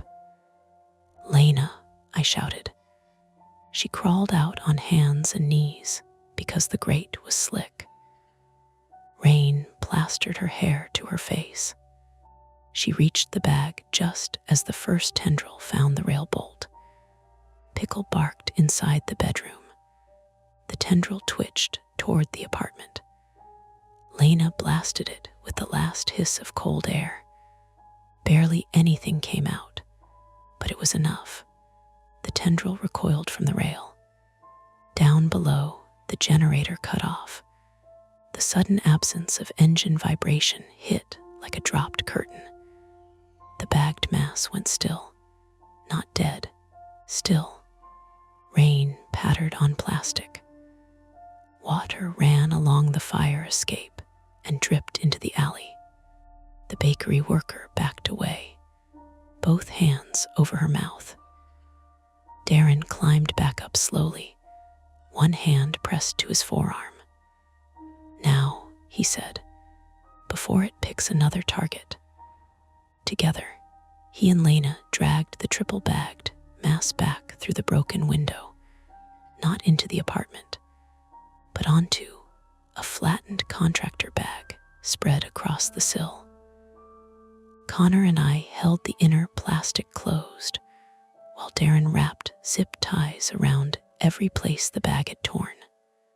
Lena added duct tape from Connor's roll, winding it until the bundle looked less like a living thing and more like evidence. Finally, Darren shoved it into his inspection tub, which he had crawled into the hall to retrieve while the thing was still stunned by the loss of vibration. He left the lid cracked for pressure, but strapped it with zip ties so it could not open wide. We all stood there. No one spoke. The front door hung broken behind us.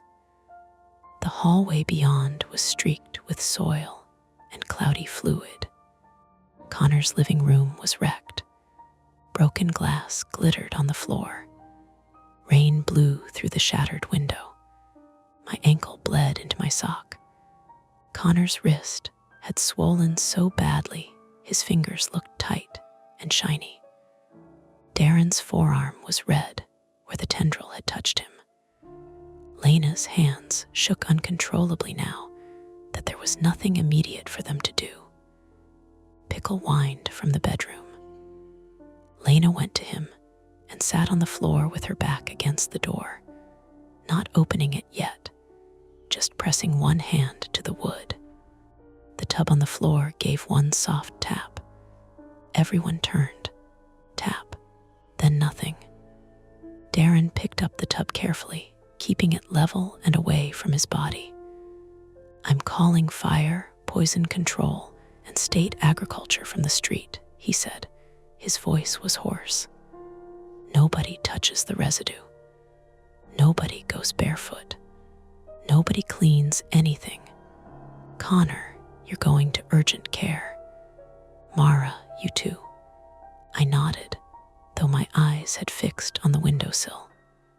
On the floor beside the broken glass, in a smear of wet soil from the shattered pot, one of the original pale seeds lay intact, unsplit, unplanted, just sitting there, glossy in the rainlight. Lena followed my gaze, her face emptied. The conflict, one way or another, had been contained in Darren's tub, but not all of it. Not everything we had carried downstairs had grown.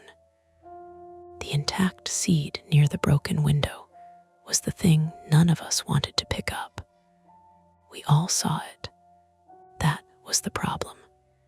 It sat in the smear of wet soil and glass, as if it had been placed there carefully, pale and glossy, with that same dark speck suspended inside like a tiny eye under cloudy skin. Rain came through the broken window in slanted threads and tapped around it, washing the floorboards clean in thin lines, except where the cloudy residue held on. Darren was the first to move. "Don't touch it," he said. Nobody had been reaching for it, but he said it anyway, maybe because saying rules out loud made them feel sturdier. His right forearm was swollen above the glove line, red, and raised where the tendril had wrapped him.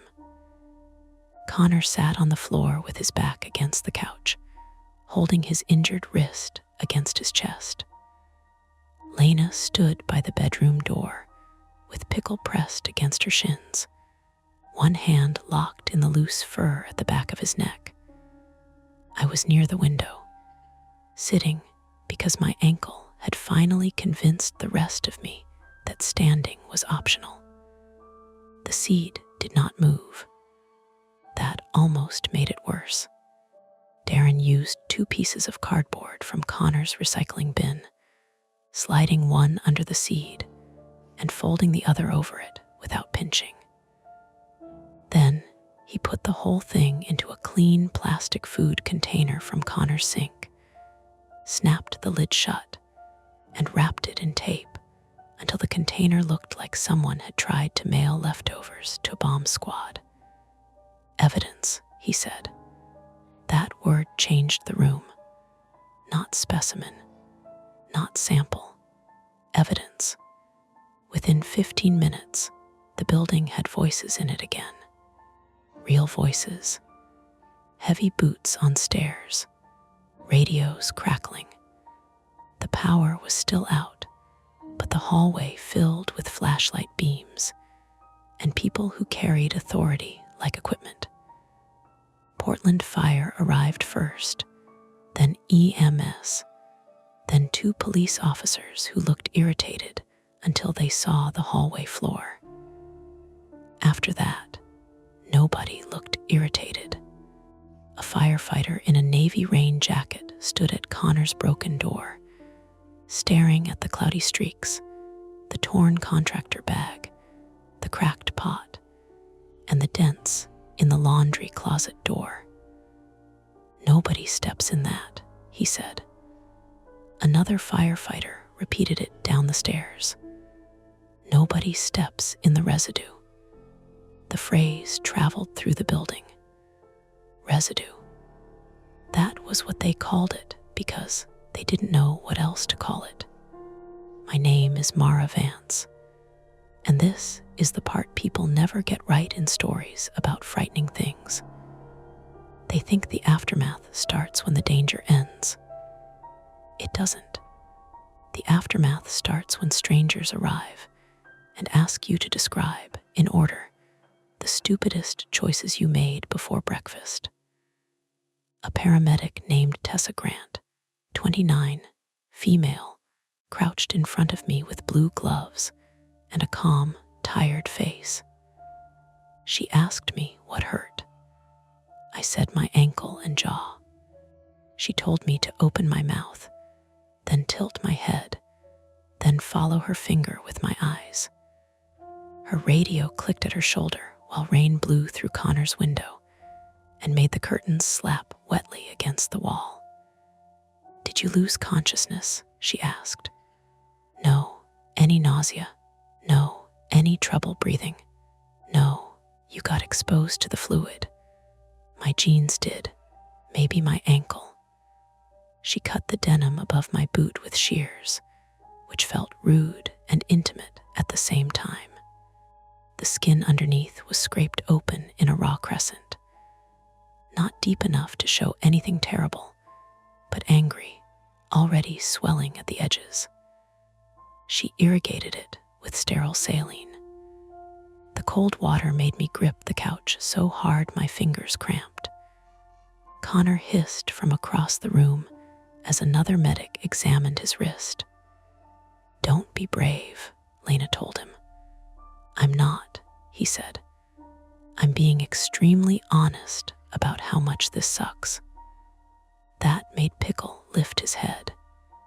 Lena had finally clipped his collar back on, but she had removed the metal tags and stuffed them into her pocket.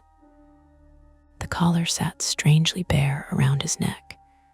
He leaned against her calf, shaking in smaller and smaller waves. Lena looked untouched until you watched her hands. They wouldn't stop trembling.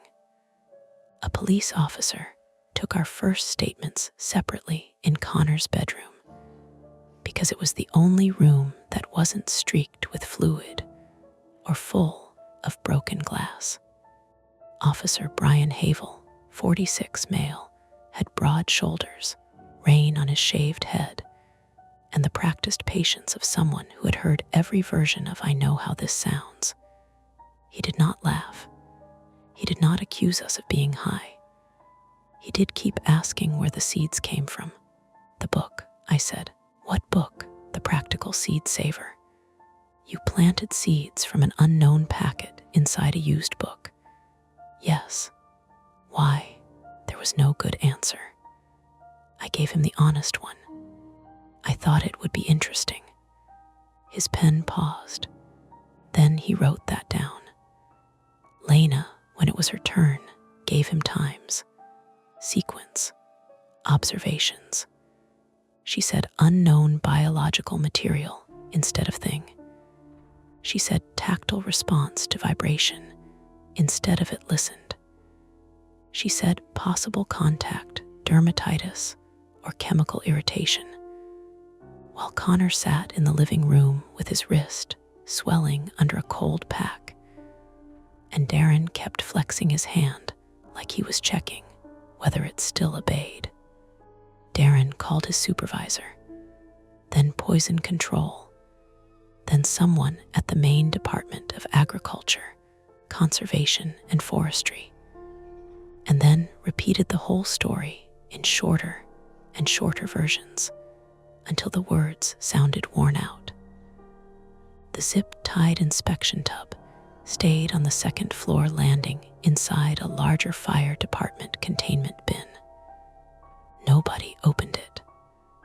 Once, While a firefighter was marking off the hallway with tape, the bin clicked from inside. Everyone stopped. Nobody said anything for 3 full seconds. Then the firefighter moved the tape line farther back. That was the official tone of the morning, quiet adjustments away from confidence. The bakery closed for the day. The generator stayed off. Nina Kessler arrived in a long raincoat and expensive boots that she regretted immediately. She stood in the lobby, staring up the stairs, while Officer Havel explained that parts of her building were now a restricted area pending environmental assessment. Environmental, she said. "Ma'am, I'm using the words I have." Nina found me on the stairs later, after EMS had decided I needed urgent care, but not an ambulance. Her face was pale under careful makeup. "Mara," she said, "I need to know if this was something illegal." I almost laughed, not because it was funny, because illegal sounded so clean. "No," I said, "just stupid."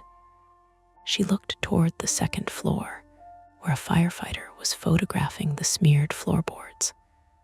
"There may be insurance issues." "There are medical issues too," Lena said behind me. Nina closed her mouth. Lena had Pickle in her arms now because he refused to walk past the laundry closet. She was soaked from the fire escape and had a shallow cut across one palm from the zip ties. She looked at Nina with the dead flat stare she usually reserved for people who parked in snow emergency zones. Nina said, softer, "Of course, I'm sorry." Connor went to urgent care in Darren's truck because Darren insisted he was going anyway. And because Connor's phone was dead, his door was broken, and his wrist had started to blister. I went with them.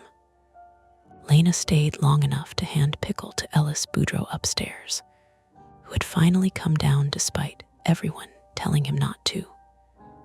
Ellis stood in the third-floor hall wearing slippers and a red sock sweatshirt, holding Pickle's leash like it was a live wire.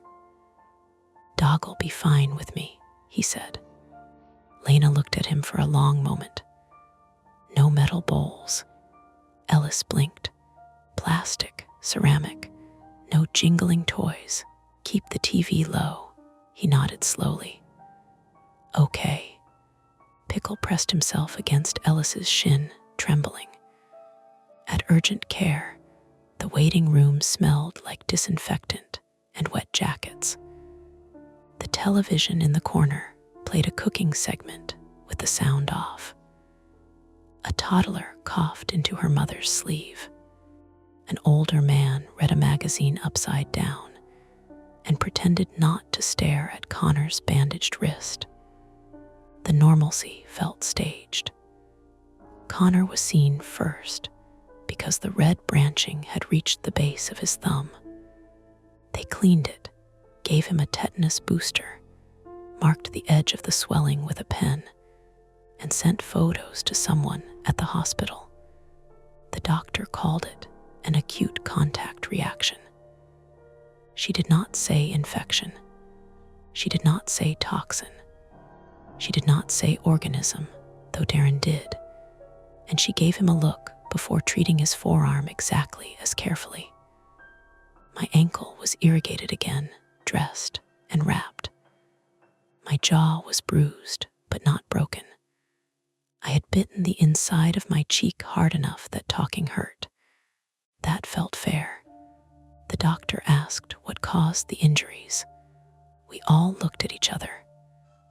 "Unknown plant material," Lena said. The doctor looked over the tops of her glasses.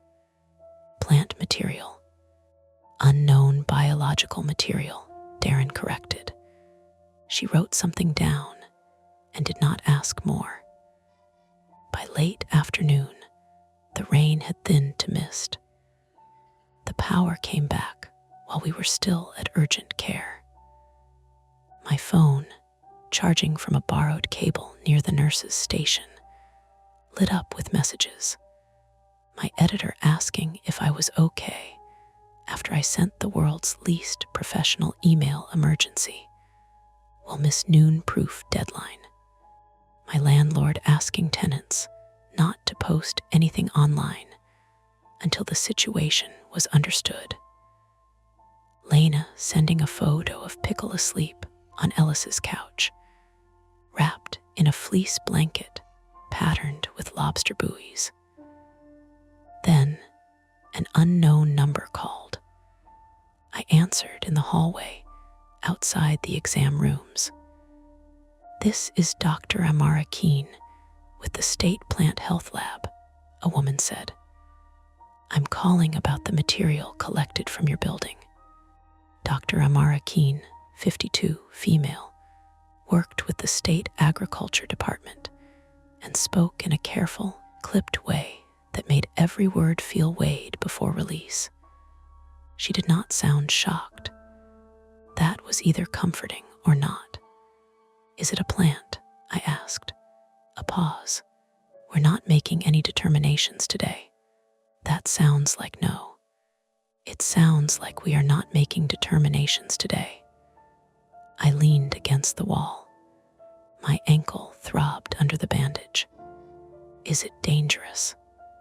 "The contained material is being transferred under controlled conditions for analysis.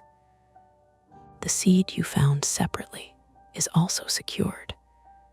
The exposed areas of your building will need professional remediation.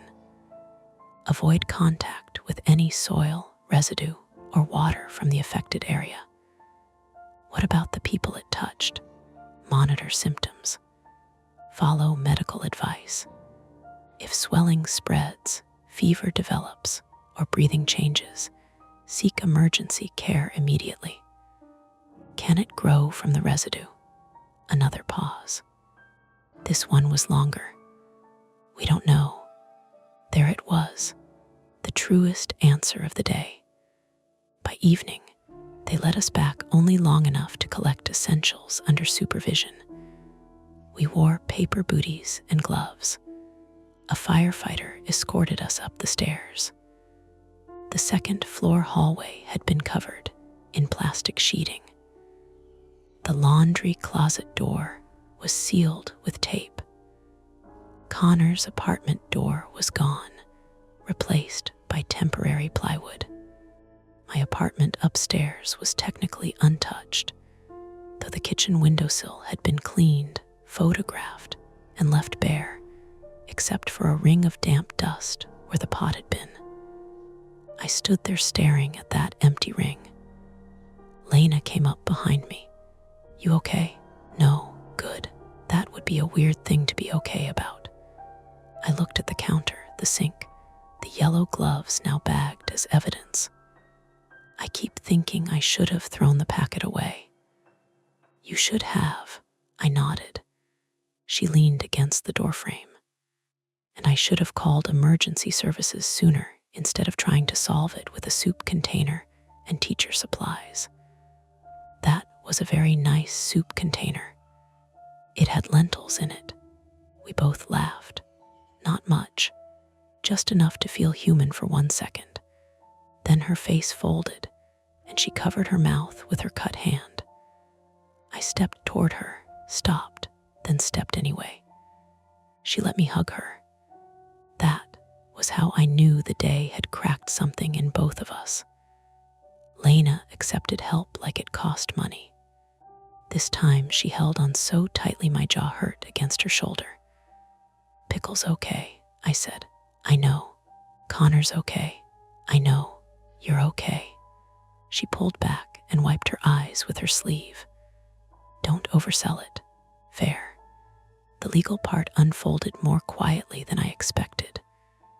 Police took the old book from my apartment and the remaining folded seed packet from my desk drawer. I had forgotten there were still traces inside it, dust, and one tiny translucent husk clinging to the crease. Officer Havel bagged it while I watched and asked again where I bought the book. Longfellow Books, I said. Sidewalk box. The store had no record of who donated that copy. Of course it didn't. Used books drift from hand to hand like small boats. Estate sales, library discards, basements, attics, someone's dead aunt's gardening shelf. For a week, the second floor smelled faintly of disinfectant and damp plywood. Remediation workers in masks removed sections of flooring outside Connor's apartment and cut out the base of the laundry closet wall. Nina's insurance company sent adjusters. Connor stayed with his sister in South Portland. Lena slept upstairs in my living room with Pickle because neither of us liked being alone, though we pretended it was about keeping the dog away from cleaning chemicals. At night, ordinary sounds became arguments. The radiator ticked, and Lena sat up. A pipe knocked, and Pickle growled. My phone vibrated against the coffee table, and I grabbed it before it could buzz a second time. Connor's wrist improved after 3 days of steroids and antibiotics nobody was fully confident he needed. Darren's forearm blistered, peeled, and healed with a glossy pink band around it. My ankle scabbed, then itched. The jaw bruise turned yellow along the edge. Physical consequences are easier when they can be photographed. The emotional ones stayed boring and persistent. I stopped buying plants. I stopped opening old books without shaking them over the bathtub first. I missed 2 weeks of work and then wrote a bland article about spring container gardening that made no mention of unknown seeds, terracotta pots, or the fact that soil had started to look, to me, less like a medium for growth and more like something that could keep secrets. 3 weeks later, Dr. Keene called again. They're classifying the primary material as an unknown fungal-like organism, pending further review, she said. Fungal-like. Yes. Does that mean fungus? It means fungal-like. I almost smiled. Everyone had learned to speak around it. Was it from the seeds?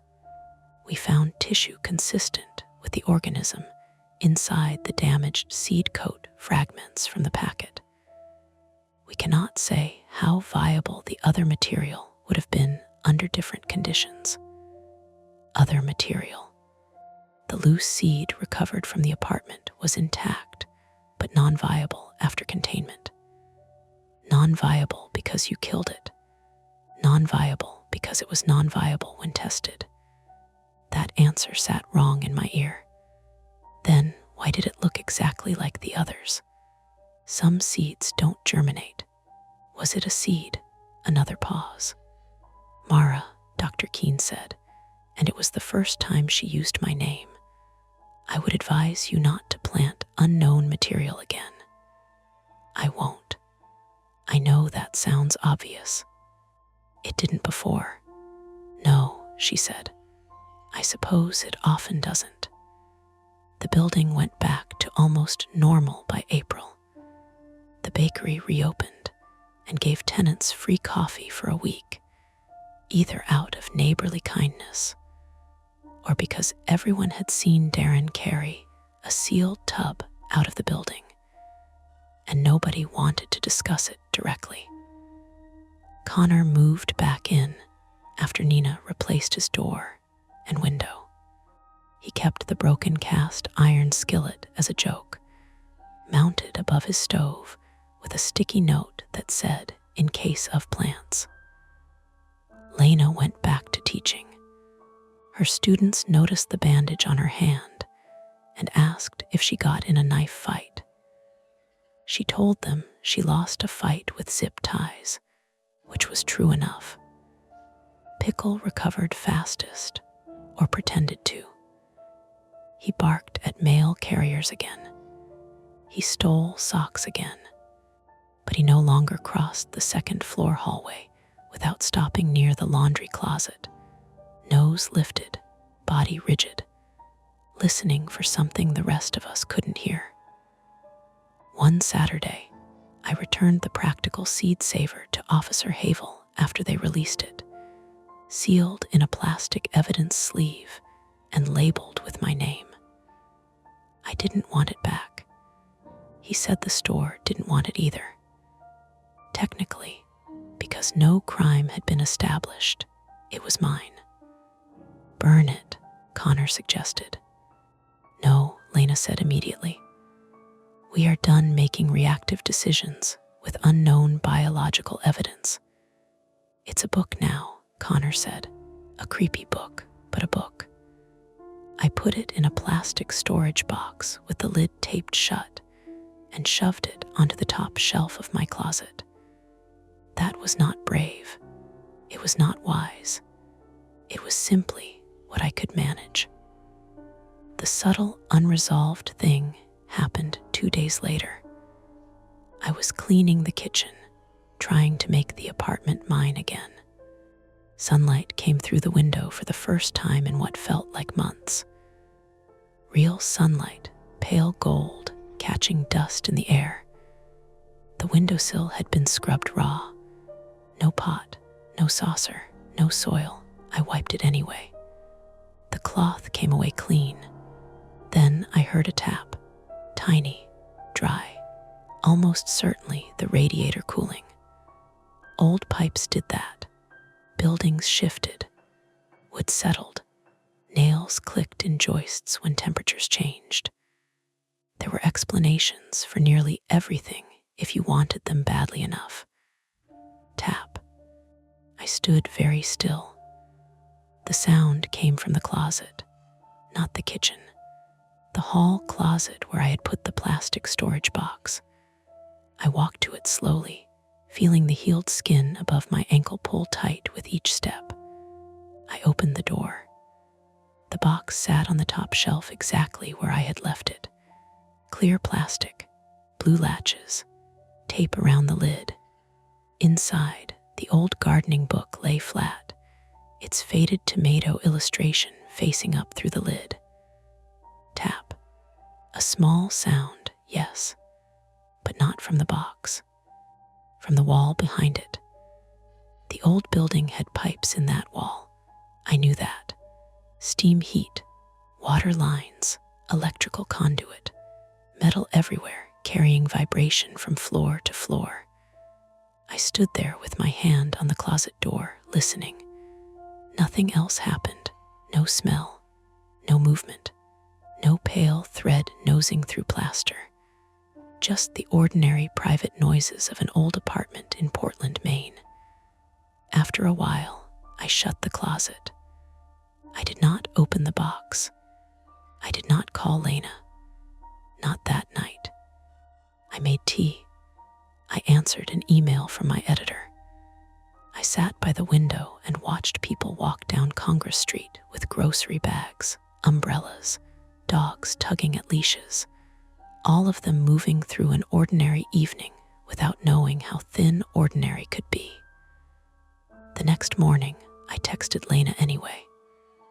Not urgent, I wrote. Can you come upstairs and listen to something? She replied within a minute. On my way, bringing flashlight. No soup container. That made me laugh. Then I moved away from the closet and waited by the door. And that's the end of today's chilling tale. If you enjoyed this story and want more nights full of suspense, don't forget to hit that like button, subscribe to Mia Horror Stories, and turn on the bell so you never miss a scare. I've got plenty more stories waiting for you, so stick around and check out the other videos on the channel.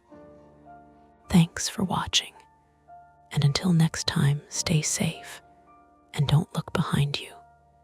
You're listening to Mia Horror Stories, and today's story is The family portraits in the hallway keep aging, but we don't.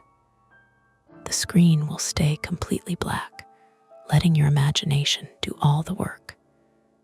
No visuals, no noise, just a story that creeps under your skin.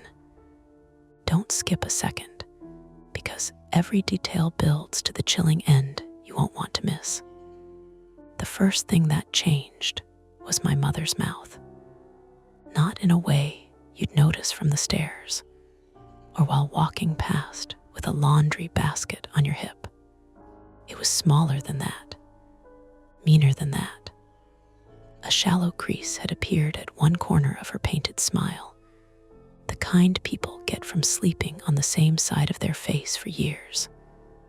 The portrait still showed her at 34, hair clipped back with a tortoiseshell barrette, my newborn brother bundled in her arms, my father standing behind them with one hand resting on her shoulder. Same hallway, same brown frame, same cloudy glass that caught the light from the landing. But the crease was there, pinched into the canvas like somebody had leaned in during the night with a needle and pulled the thread tight. I noticed it because I was avoiding the kitchen. My name is Elise Hart, 32, female, born and raised in Pennsylvania, except for 6 stubborn years in Chicago, where I pretended I liked being busy more than I liked being wanted. I had come back to Lancaster County 3 weeks earlier because my father's hip surgery had gone badly enough to scare everyone, though not badly enough for him to admit he needed help. I was sleeping in my childhood room again, under the slanted ceiling, with the same radiator knocks waking me before dawn. My private flaw, if you want the honest version, is that I leave when people need too much. I tell myself it is independence. It is cleaner than saying panic. That morning, the house smelled like wet wool and burnt toast.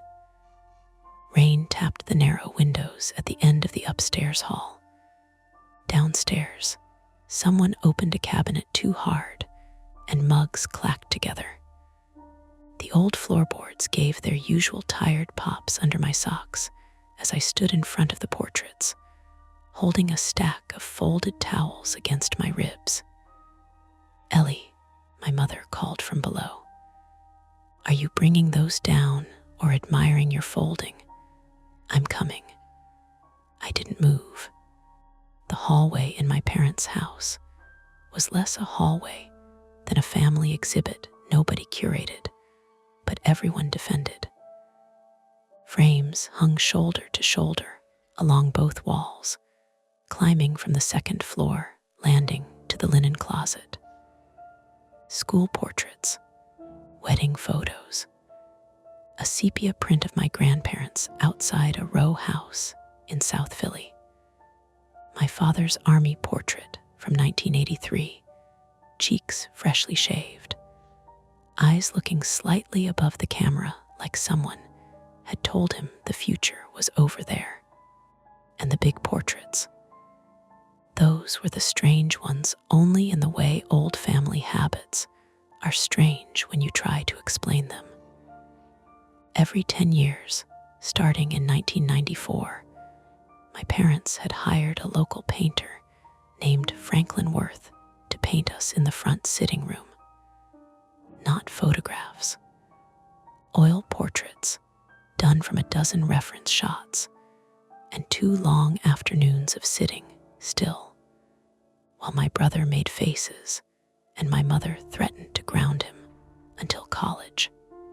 There were 3 of them, my parents with me as a toddler, my parents with me and my brother as children, then the 4 of us in 2014, stiff and overdressed, and already pretending we were less fractured than we were. The one I was looking at was the middle portrait. My mother, Claire Hart, 59, female, moved into the hall behind me before I heard her. She had always been light on her feet in a house that gave everyone else away. She wore a faded Penn State sweatshirt and jeans with flour dusted across one thigh. Her gray blonde hair twisted into a clip that did not hold all of it. "What are you staring at?" she asked. "Your face." She gave me the look she used to give when I was 14 and had chosen the worst possible words in front of company. "Good morning to you too." "No, I mean," I shifted the towels under one arm and pointed with the other. "Does that look different?" She stepped closer. Her reading glasses hung from a cord around her neck. She put them on, peered through the lenses, then over them. "What? Your mouth, right there," she squinted. Rain made a soft, ticking noise against the glass. From the kitchen, my father coughed once, deep and stubborn. "That portrait has always been unflattering," she said. "It's a crease. It's paint. It wasn't there yesterday. You did not study my painted mouth yesterday." That was true, mostly. But since I had come home, I had found myself stopping in the hallway more than I wanted to admit. Maybe because the portraits made time look like a straight line when everything else felt looped and sticky. There was 6-year-old me with a blunt haircut and scabbed knees. There was 10-year-old Daniel with his collar crooked and mischief packed behind his eyes. There was my father still broad in the shoulders before his body started quietly betraying him. There was my mother before she learned to smile without asking for anything back. "I'm serious," I said. "I believe that you are." She touched the frame, not the canvas. "But we've had damp weather for a week. The plaster sweats. Wood expands. Paint cracks. That doesn't look like a crack." "Elise," one word, soft, but weighted. I looked at her then and saw the other thing I'd been avoiding. The dark half moons under her eyes, the way she held her right wrist against her stomach after overusing it, the little blink she did when she was deciding whether to ask me for help or pretend she didn't need any. "Okay," I said. "Damp weather." Her face softened. "Bring the towels down before your father tries to climb the stairs and supervise. He's not supposed to do stairs. He's not supposed to do a lot of things."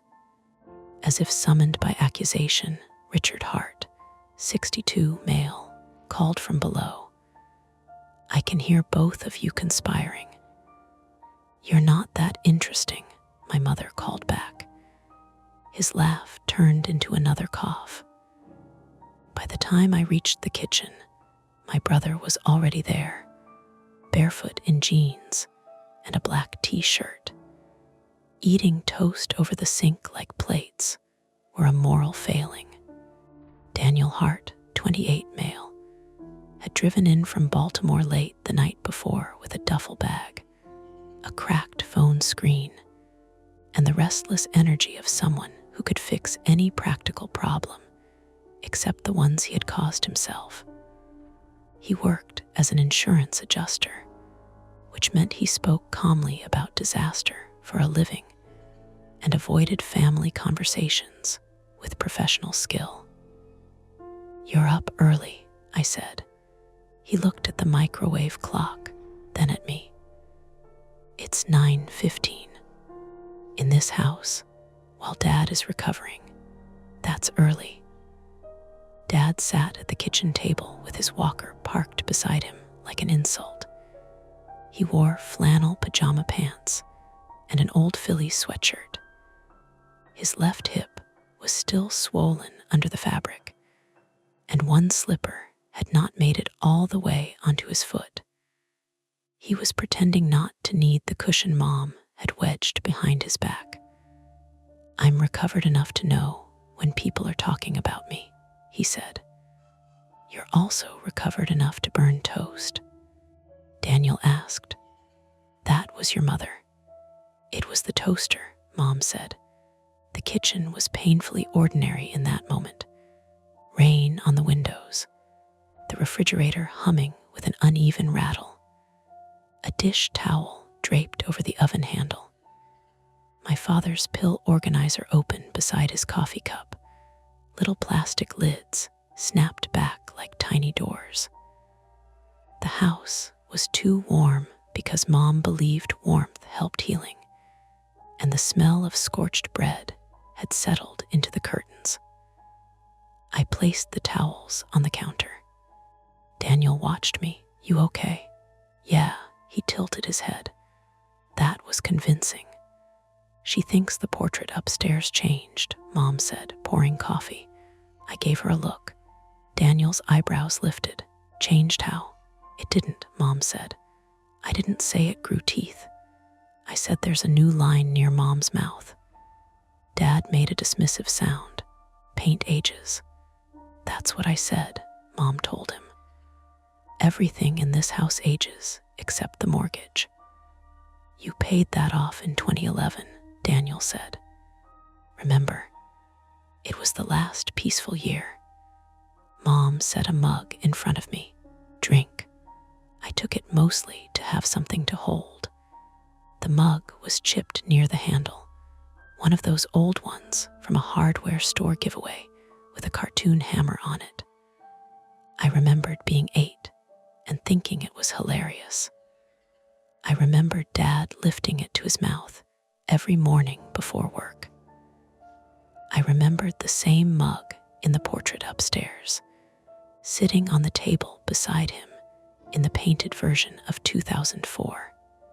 A small thought moved through me and then backed away. "Where are the old reference photos?" I asked. Dad looked up. Mom stopped with her hand on the sugar bowl. Daniel swallowed toast. "For the portraits?" "Yeah, Worth worked from photos, right? We could compare."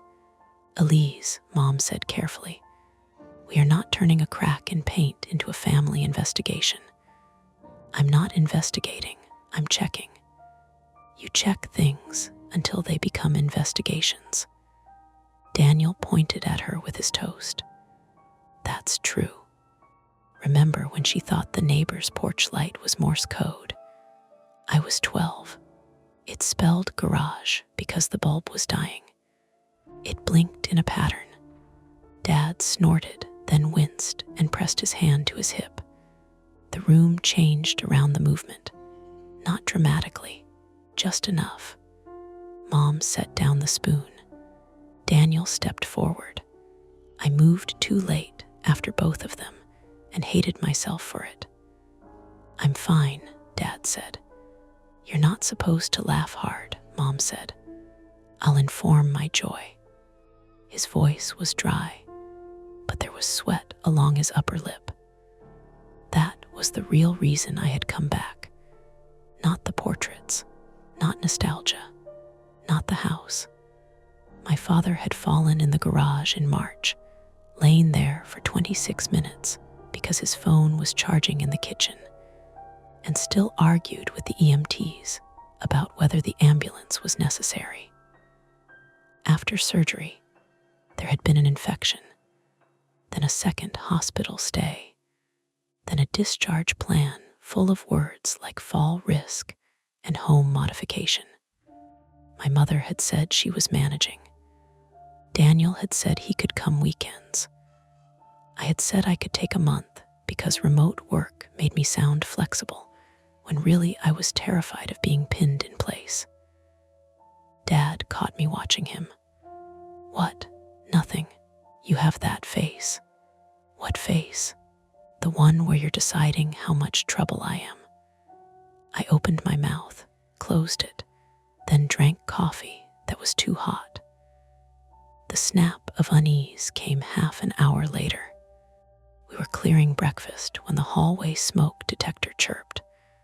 One sharp beep, then nothing. Everyone froze with the absurd obedience people give to small machines. Battery, Daniel said. Another chirp, thin and needling.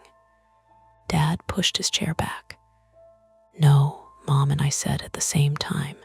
He glared. I was going to point. Daniel wiped his hands on his jeans. I'll get it. The detector was upstairs near the portraits, mounted on the ceiling by the linen closet. Daniel dragged the small step ladder from the pantry despite Mom telling him the taller one was safer, and Dad telling him not to twist the unit counterclockwise too hard because the bracket was cheap. I followed with a fresh 9-volt battery from the junk drawer. The upstairs air felt cooler. The rain had picked up, pattering against the roof over my old bedroom. Hallway light flickered once when Daniel flipped the switch, not going out, just dimming enough to make the frames on the wall flash dull gold and then brown. Bulbs loose, Daniel said, or the house is haunted by Dad's electrical work. Nothing I wired has burned down, Dad called from below. Yet, Mom said. Daniel climbed the step ladder. I stood beside him with the battery. The smoke detector chirped again inches from his face, and he flinched. God, I hate these things. That's their whole purpose. Being hated, being noticed. He twisted the cover loose, and dust drifted down. Not much.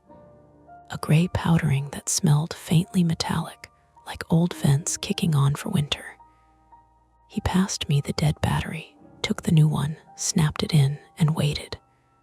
No chirp. Fixed, he said. I should have gone downstairs then. Instead, my eyes slid back to the portrait. The crease beside Mom's mouth was still there. In the flatter upstairs light, it looked deeper. Not a crack in the varnish. Not a raised split in old paint. It curved with the expression, following skin, not surface. And Dad's hair in the portrait looked thinner at the temples. I stepped closer. Elise, Daniel said from the ladder. Come here, I am here, look at Dad.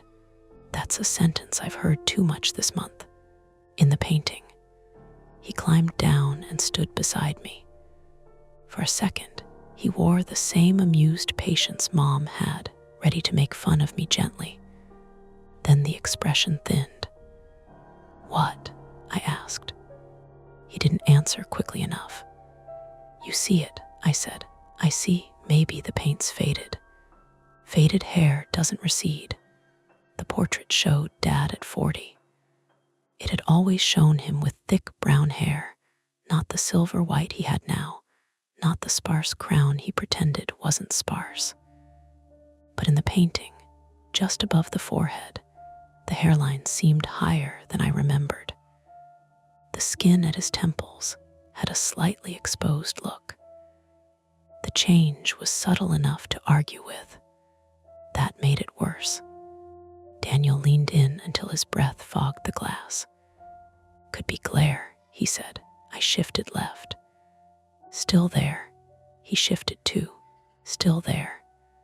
The house made a settling noise around us, a long wooden tick traveling somewhere inside the wall. Downstairs, Mom laughed at something Dad said, the sound ordinary and warm and completely out of place. Daniel touched the frame with 2 fingers. Was this always under glass? Yes. Maybe moisture got in and aged their faces, damaged them. You're choosing the weird verb. Am I? He looked at me then. For once, no joke landed between us. You've been stressed, he said. I let out a small, ugly laugh. There it is. I'm not saying you're imagining it. You're saying I'm stressed in the direction of imagining it. I'm saying Dad almost died. Mom's pretending she sleeps. You're pretending you're not counting the days until you leave. And now, a 70-pound haunted family painting is getting a lot of emotional responsibility. It's not haunted. Progress. Don't do that. He rubbed his face with both hands, his palms rasped against stubble. Okay, sorry. We stood there, shoulder to shoulder, looking at our painted parents. Then Daniel said, "Where would the reference photos be?" The question should have relieved me. Instead, it tightened something low in my stomach. Attic, maybe. Mom has boxes. Dad keeps old paperwork in the office. And Worth might still have copies. Daniel glanced at me. Franklin Worth died in 2018. I had forgotten that, or chosen not to keep it. His studio. His daughter took over the framing side, I think. Worth and Vale on Queen Street. The smoke detector gave one more chirp. Daniel jerked and swore. But I changed it, he said. The little green light blinked, steady, normal. We both stared up at it. Nothing. From downstairs, Dad called, "You two get lost."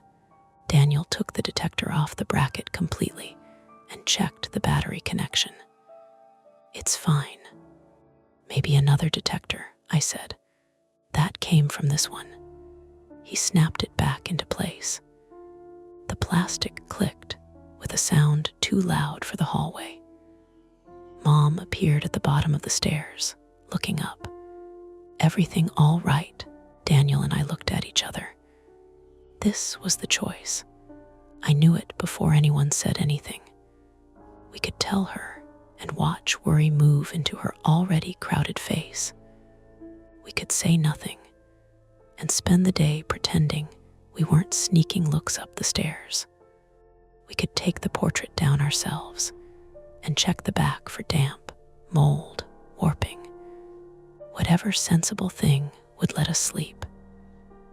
Or we could leave it where it hung, let the house keep its little changes, and agree without saying, so that some things were easier to ignore when they stayed in frames. "Elise," Mom said. I looked at the painted version of her, at that new crease pulling her smile toward something tired. Then I looked at the real woman below us, one hand on the banister, flour still on her jeans, waiting to see how much of the morning was about to become her problem. Daniel spoke first. "Smoke detector S being weird," he said. "And Ellie wants to check the portrait for moisture damage." Mom's mouth tightened. Dad called from the kitchen. "Absolutely not. That frame weighs more than your brother." "I've gained weight," Daniel said automatically. "Elise," Mom said, not climbing yet. "Why?" I could have said, "Because the paint is aging wrong." I could have said, "Because I saw your face change overnight." I could have said, "Because everything in this house is changing, and I don't trust myself to know which part is normal." Instead, I held up the dead battery in my palm. "Because something up here keeps chirping," I said, "and I want to know what else has been left too long." For a moment, only the rain answered. Then Mom looked back toward the kitchen, toward Dad and his walker, and his pill box, and all the fragile routines holding the house together. "Fine," she said, "but we do it carefully. And if your father tries to help, one of you tackles him." Daniel nodded. "I'll aim for the non-surgical side." No one laughed much. We stood in the hallway under the weak yellow light, 3 living people facing 4 painted ones, deciding whether to lift the frame off the wall. And behind the glass, my father's painted hand seemed to rest a little heavier on my mother's shoulder than it had before. We should have waited until Dad went down for his nap. That's the sort of thing you only understand after furniture has already scraped the wall. After someone has said, "Tilt it toward me," in the sharp voice people use when they are trying not to drop something expensive. After your mother has one hand braced uselessly against her own chest, like she can hold the day in place by sheer pressure. The portrait came off the wall at 10:07 a.m. I know, because Daniel said, "Time of death, 10:07, as he lifted the left side. And Mom told him not to joke. And I looked at my phone because I needed something ordinary and numerical to focus on. The rain had thinned to a mist by then, but the house still breathed damp. The hallway smelled like plaster dust and lemon cleaner, and the smoke detector above us gave no sound at all, which somehow made it feel less fixed. Dad had been ordered to remain in the kitchen. He did not.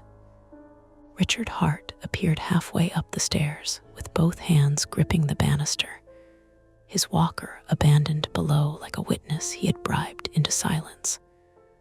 He was sweating from the effort, his bad leg dragging slightly on each step. "Richard," Mom said, turning so fast the frame shifted in Daniel's hands. "Don't move," Daniel snapped. "I live here," Dad said.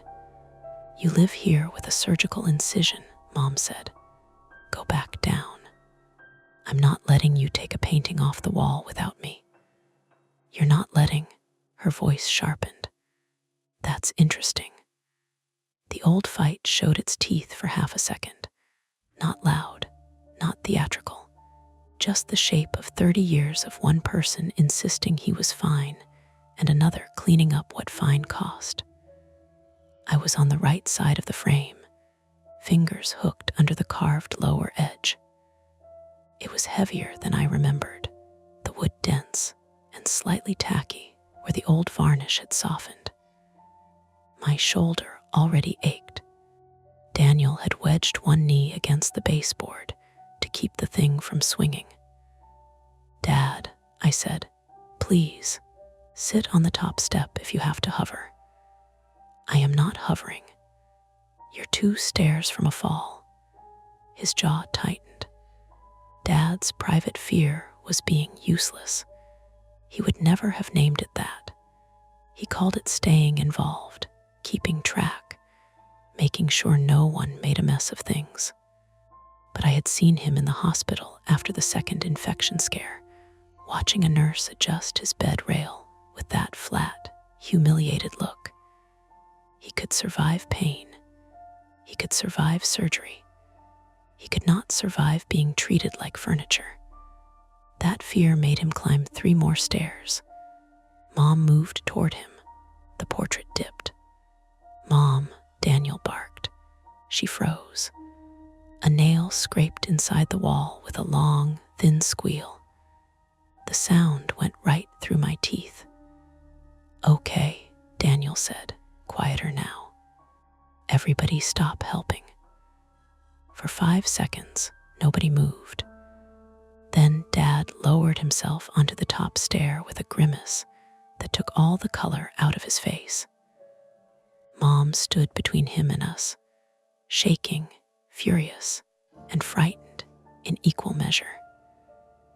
Daniel and I eased the frame down onto the folded towels we had laid across the hallway floor. The back of the portrait was covered in brown paper, brittle at the edges, sealed with tape that had yellowed and lifted in places. Franklin Worth's old label was fixed to the lower right corner, typed in neat black letters. Hart Family, Sitting Room, October 2004. Beneath that, a handwritten inventory number. Nothing dramatic. Nothing that should have made my mouth go dry. Daniel crouched, papers warped. "From moisture?" Mom asked. "Could be." Dad leaned forward from the stairs. "There's no leak in that wall." "You haven't been in the attic since February," Mom said. "I know this house." "You knew the garage step too." That landed hard. Dad looked away. I pretended to study the back of the frame, but but really I was listening to him breathe. The little pauses, the effort under the irritation. Daniel pulled out his pocket knife. "Don't cut it," Dad said. "I'm opening the backing." "You cut original paper, you ruin provenance." Daniel looked up. "Dad, if this painting is growing wrinkles, I think provenance can take a number."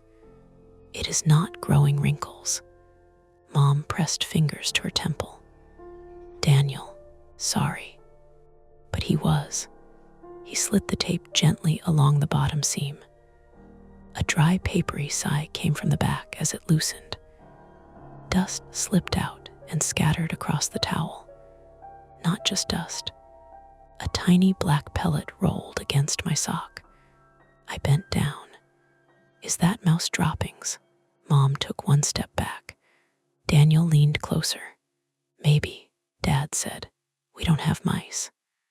"We had mice in 2016, I said. "One mouse."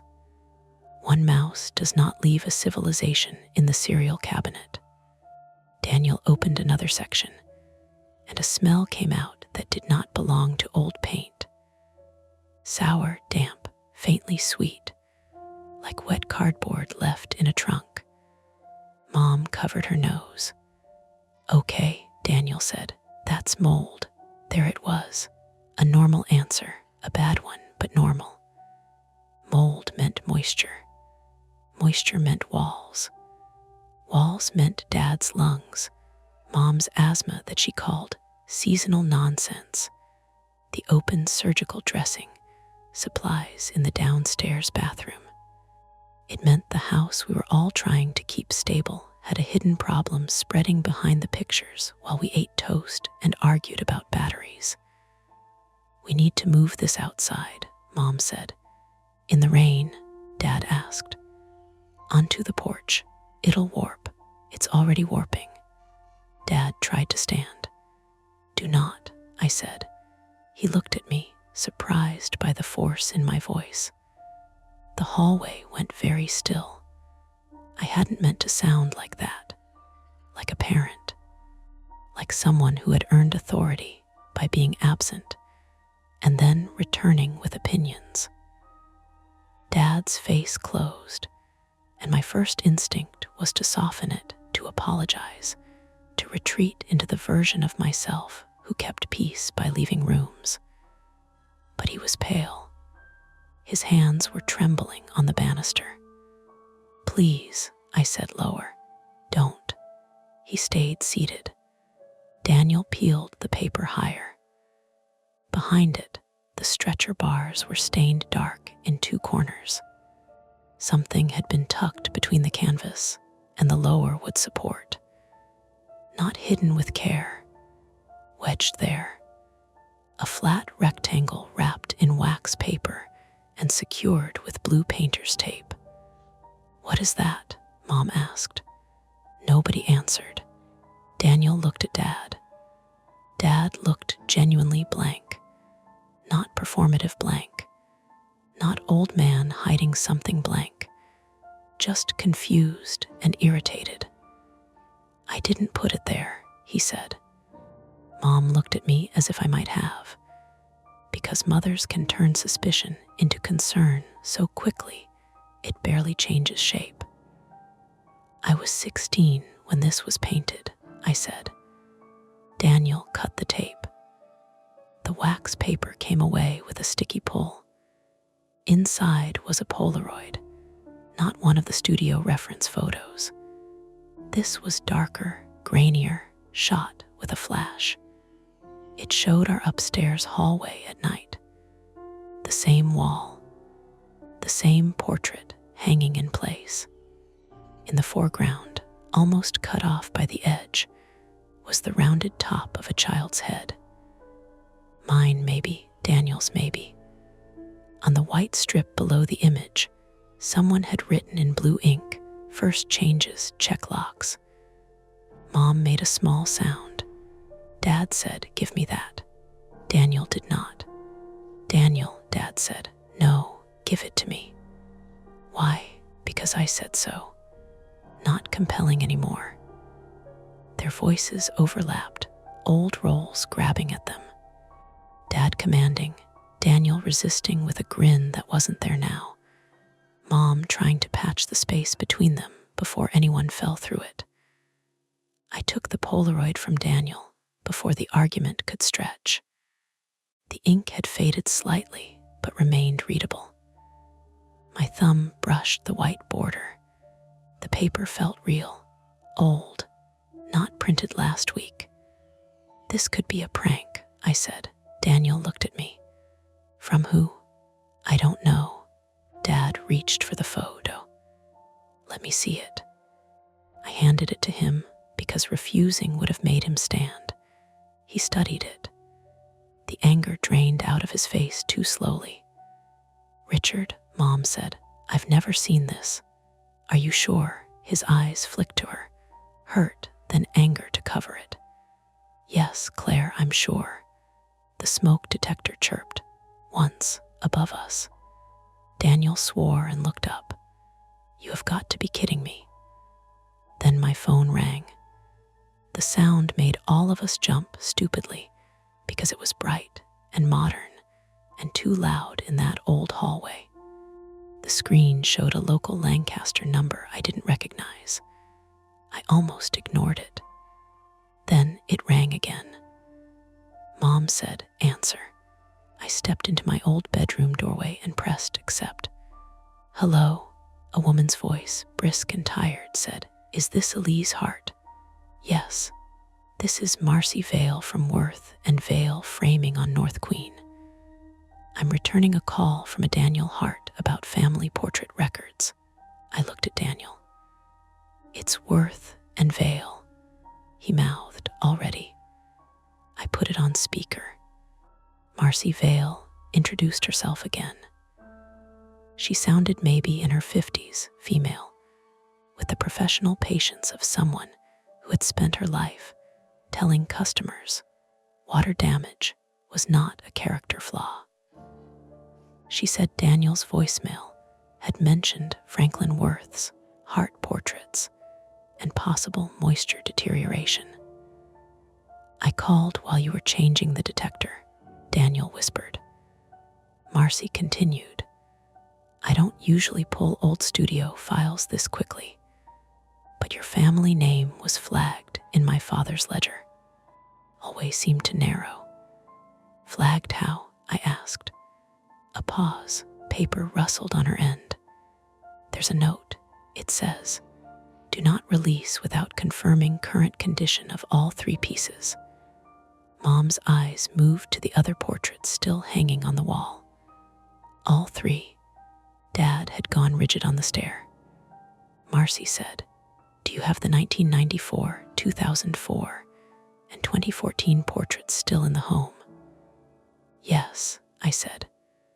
Are any of them showing active mold, canvas distortion, or image alteration? Image alteration. Daniel's mouth opened slightly. What do you mean by that? I asked. Another pause. When Marcy spoke again, her voice had lost some of its customer service polish. I mean changes to the painted image not consistent with ordinary cracking or fading. Mom whispered, oh my God. Dad snapped, Claire. Marcy heard him. Mr. Hart. Yes. I don't know what my father believed about those paintings, she said.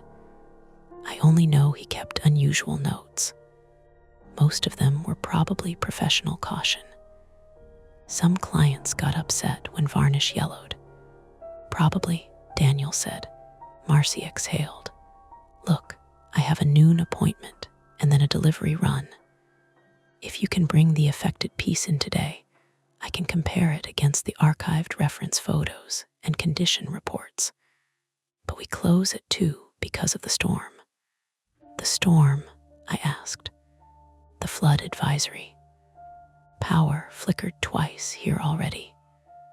Queen streets had basement flooding since last night. I looked toward the rain-streaked window at the end of the hall. It had been background noise until then. How soon do you need it? Mom asked. If you want answers today, before 2. And if there's mold, wrap it in plastic. Keep it away from anyone immunocompromised or recovering from surgery. And don't put it near HVAC intake. All four of us looked, almost as one, toward the ceiling vent at the end of the hall. The portrait had been hanging 3 feet beneath it. Dad's jaw flexed. I'm not going to the hospital over old mildew. No one said hospital, Mom said. Marcy said, who had surgery. My father, I said. Then please take it seriously. Some molds are irritants more than anything, but you don't guess around a healing incision or respiratory stress. The practical danger settled in. Not a ghost, not a curse. Spores, damp walls. A 62-year-old man with a fresh surgical site and too much pride. A closing studio across town with the only records that might prove whether we were frightened of paint damage or something done to us. Can we send photos? Daniel asked. You can, Marcy said. But if the surface has shifted, photos won't tell me what's underneath. My father sometimes documented overpainting, repairs, even unauthorized alterations. Unauthorized by who? I asked. I don't know. The line crackled. For a second, I thought the call had dropped. Then Marcy said, bring gloves. And don't remove anything else from the back until I see it. Daniel looked down at the slit paper and exposed Polaroid. Too late. We ended the call with a promise we had not exactly agreed to keep. The problem became mechanical after that, which made everyone worse. We had less than 4 hours before Worth and Vale closed.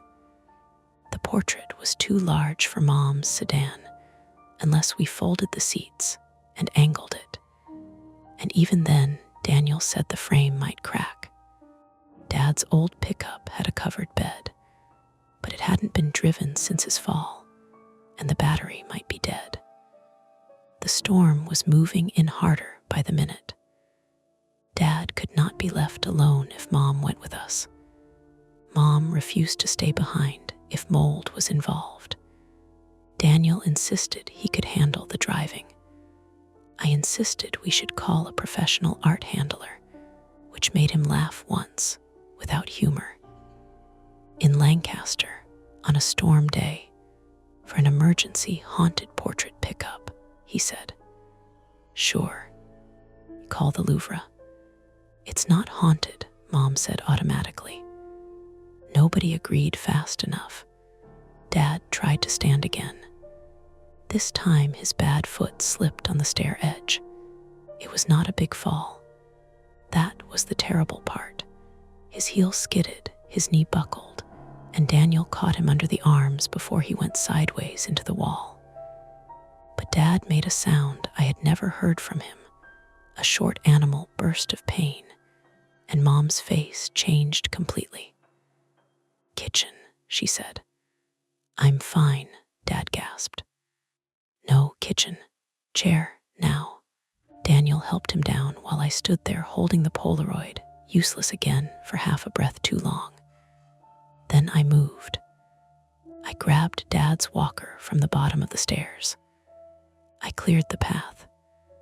I did every practical thing a person does after the important second has passed. In the kitchen, Mom checked his incision site with brisk, shaking hands while Daniel stood by the sink, breathing through his nose. Dad kept saying he had only twisted wrong. Mom kept not answering. The rain increased, hard drops now. The gutters began their familiar, overwhelmed gurgle. Then the power went out, not all at once. First, the refrigerator clicked off. Then the kitchen light flickered twice. Then the whole house exhaled into gray. For a moment, the only sounds were rain, Dad's breathing, and the faint battery chirp from upstairs. Mom looked at the ceiling. Daniel said, "Nope." Dad closed his eyes. My phone buzzed with a weather alert, flash flood warning. Avoid unnecessary travel. Low-lying roads may be impassable. At the same time, Daniel's phone lit up with a text from Marcy Vale. He read it aloud, voice flattening as he went. Found ledger page. If portrait shows aging, check whether back contains a photo. If photo says check locks, do not leave house unsecured. Call before travel. The kitchen held the words for us. Then, from upstairs, came a sound that was not the smoke detector. A dull thump, wood against plaster. Mom turned toward the hallway. Another thump. The kind of sound a heavy frame makes when it shifts against a wall. The 1994 portrait and the 2014 portrait were still hanging upstairs. Daniel grabbed a flashlight from the junk drawer. It didn't turn on. He hit it against his palm once, twice, and a weak cone of light finally sputtered across the floor. "Stay with Dad," he said to Mom. "No," she said. "Mom," I said no. Dad tried to push himself upright. "I'm coming." "You're not," I said again, too sharp. Again necessary. He stared at me, breathing hard, trapped in his own kitchen by pain and weather and whatever we had opened behind the painting. The thump came again. This time, after it, something dragged faintly along the upstairs wall. Daniel looked at me. I looked at Mom. The choice from the hallway had become something uglier. We could wait downstairs with Dad and lose whatever was happening upstairs to darkness, damp, and imagination. Or we could go up during a power outage, under a leaking roof we had not confirmed, with mold disturbed in the hall and 2 more portraits still sealed on the wall. Mom took the flashlight from Daniel. Her hand shook, but her voice did not. "Elise," she said, "get masks from the basement shelf. Daniel, find plastic sheeting. We are not carrying that thing across town until we know whether the others are coming down too." Dad said, "Claire, lock the doors first." Everyone looked at him. He swallowed. "The note," he said. It said check locks. And from the front of the house, beneath the rain and the gutter rush, came the small, unmistakable sound of the porch door rattling in its frame. Not opening. Not yet. Just testing.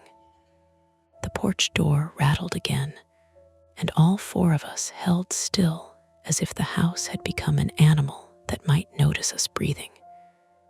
It was the inner door, not the outside storm door. I could tell by the sound. The outside door had a loose aluminum tremble when wind hit it, a cheap shutter I had known since childhood. This was different, lower, wood shifting against the latch. One hard push, then a pause. Daniel whispered, "Tell me somebody locked that." Mom looked at Dad. Dad looked at the hallway. "Elise," Mom said. I did not want to be the person closest to the front of the house, but I was. The kitchen sat at the back, facing the small yard and detached garage. From there, the house ran forward in a straight line. Kitchen, dining room, narrow center hall, front parlor on the left, Dad's office on the right, then the porch door with its stained glass panel and brass deadbolt. The stairs rose from the center hall to the 2nd floor, where the portraits waited above us like bad thoughts. I took the weak flashlight from Mom. "Don't open it," Dad said. "I'm checking the lock. Check from the side window first." He was right, which annoyed me. Ear and usefulness coming from the same chair. I moved through the dining room, past the table stacked with mail and old prescription receipts, into the center hall. The power outage had turned the house gray and narrow. Rain blurred the front windows. The grandfather clock in the parlor had stopped when the power went, though it was wound by hand and should not have cared. Its pendulum hung still behind glass. The porch door rattled once more. Closer now, I saw the deadbolt was thrown. Locked. I almost called back. Then I noticed the chain latch dangling loose. We never used the chain latch. Dad said chain latches were theater. Mom said theater was useful when strangers knocked after dark. The screws holding it to the frame had pulled halfway out, leaving pale, torn wood around them. My mouth went dry. "Elise," Daniel called. "Deadbolt's locked," I said. My voice came out flat. "Chain's damaged." Mom appeared behind me with a blue surgical mask hooked around one ear and not the other. "Damaged how?" "Pulled." Wind hit the porch, and the door jumped in its frame. Mom flinched. Then the explanation came with a slap of rain. The outside storm door had not latched. It swung open, caught the wind, and banged against the porch rail. The pressure made the inner door shake. Not a hand, not someone testing the lock. Weather and old hardware. The relief lasted about 2 seconds, because the chain latch was still torn. Daniel came up behind us, holding a roll of contractor plastic under one arm. He looked at the screws, then the wet porch beyond the glass. "That wasn't wind," he said. "We don't know that," Mom said. "The chain wasn't even attached to the storm door." Dad called from the kitchen. "What's happening?" "Wind," Mom called back too quickly. Daniel glanced at her.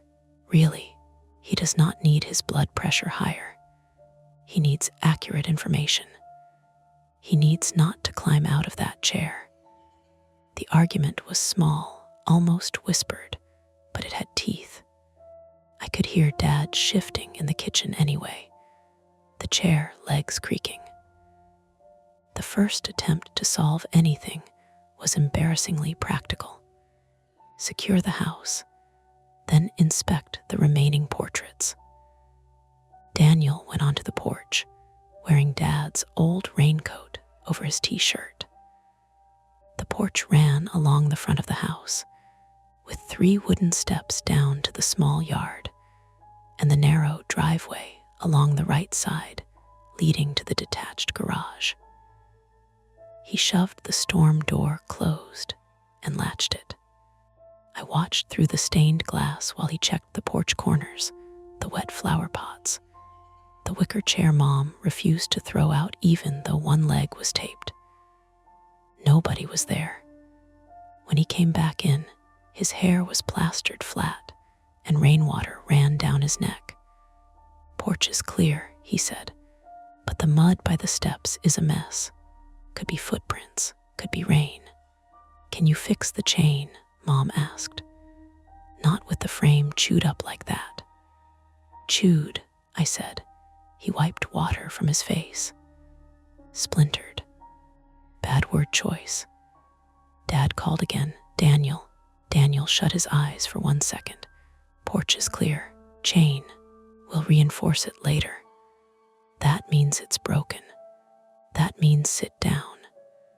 Dad muttered something we all pretended not to hear. We found masks on the basement shelf beside paint cans and a half-empty bag of ice melt. The basement stairs were off the kitchen, steep and narrow, descending into a concrete rectangle that smelled of damp cardboard and furnace dust. I went down because Daniel was looking for gloves, and Mom refused to leave Dad alone. The flashlight beam shook in my hand, not because of ghosts, because my shoulders still hurt from carrying the frame, and because the basement air made my throat tighten as soon as I reached the bottom. There were plastic plastic storage bins stacked against the east wall, directly below the upstairs hall. Something dripped behind them. A slow, steady tick. I swung the light over. Water threaded down the foundation seam and pooled under a bin labeled Christmas garlands. Another normal answer. Another bad one. "Mom," I called up. "There's water down here." No one answered right away. Then Daniel shouted from above, "How much?" "Enough." I grabbed masks, nitrile gloves, and a roll of duct tape. As I climbed back up, the basement smell seemed to cling to the back of my tongue. Wet paper, rust, a sourness like the one from the portrait backing. In the kitchen, Dad had gone quiet. That worried me more than his complaining. Mom had checked his hip and found no bleeding, but the pain had made his face waxy. She had a towel under his bad foot now, and the pill organizer sat open beside a glass of water. "I'm calling the nurse line," she said. "Later," Dad said. "Now, Claire, Richard." They looked at each other the way people do when love has become a locked door neither can open from their side. I turned away first. Upstairs, the second attempt began. We carried supplies to the landing. Masks, gloves, plastic sheeting, duct tape, an old flathead screwdriver, Daniel's pocket knife, 2 bath towels, and Mom's phone for extra light.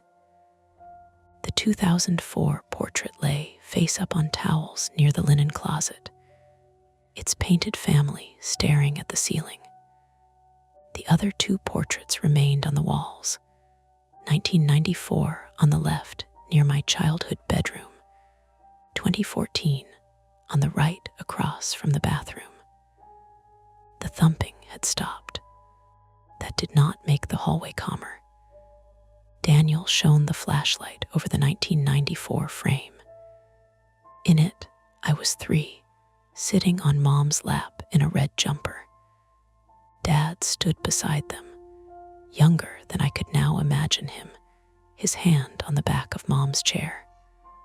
The painted toddler version of me had always looked serious, suspicious of the sitting room and the artist and probably life. Now, tiny painted Elise had faint lines beneath her eyes, not toddler lines, tired adult lines. Mom saw them too. She put one gloved hand over her mouth. "No," she said. "No, that's dirt." Daniel's voice was tight. "On the image, dust can get under glass. It's an oil painting, not a shadow box. Then varnish something." I forced myself closer. The lines were delicate, grayish, following the curve under the painted eyes. The painted child's cheeks looked less round than they should have. Still a child, but wrong in the way a doll is wrong when its face has been rubbed too often by hands. "We need reference photos," I said. "Worth and Vale has them," Daniel said. "We may not make it there." He looked toward the rain-streaked window. Then Dad's office. He kept everything. That was our partial solution. Find Dad's old paperwork before moving more frames. If there were contracts, condition reports, maybe even copies of reference photos, we could compare without exposing more mold or driving into floodwater. Dad's office was downstairs, front right, across from the parlor. It had once been a guest room, then a den, then a kingdom of filing cabinets. Daniel and I went down while Mom stayed near the stairs where she could see both the hallway above and Dad in the kitchen below. "Don't touch anything without gloves," she told us. Daniel lifted his blue nitrile hands. "I'm dressed for surgery." Dad called. "The Worth folder is in the second cabinet, bottom drawer." We both stopped. "You knew there was a Worth folder?" I asked. "I I know where records are. That is not suspicious. It was a little. The office smelled like paper dust, and the peppermint candies Dad kept in a ceramic dish on his desk. Rain moved in silver streaks down the windows. Without power, the room looked older, crowded with shadows under the desk and behind the bookcase. Daniel opened the bottom drawer of the second filing cabinet. It stuck. He yanked too hard, and the whole cabinet tipped forward with a metallic groan. Whoa, I grabbed the side. Pain flashed through my shoulder. Easy, I snapped. I am being easy. The drawer's swollen. Everything's swollen. He looked at me. You okay? No. He accepted that without joking, which nearly undid me. Together we eased the drawer open. Folders packed tight, insurance, taxes, medical, house repairs, then WIRTH, portraits in Dad's blocky handwriting. Inside were invoices, receipts, and 3 sets of contact sheets from photo sessions. My hands moved too fast through them. Slow down, Daniel said. I'm trying. No, you're panicking efficiently. Then help inefficiently. We found the 2004 reference sheet. Daniel held it beside the photo I took of the portrait upstairs.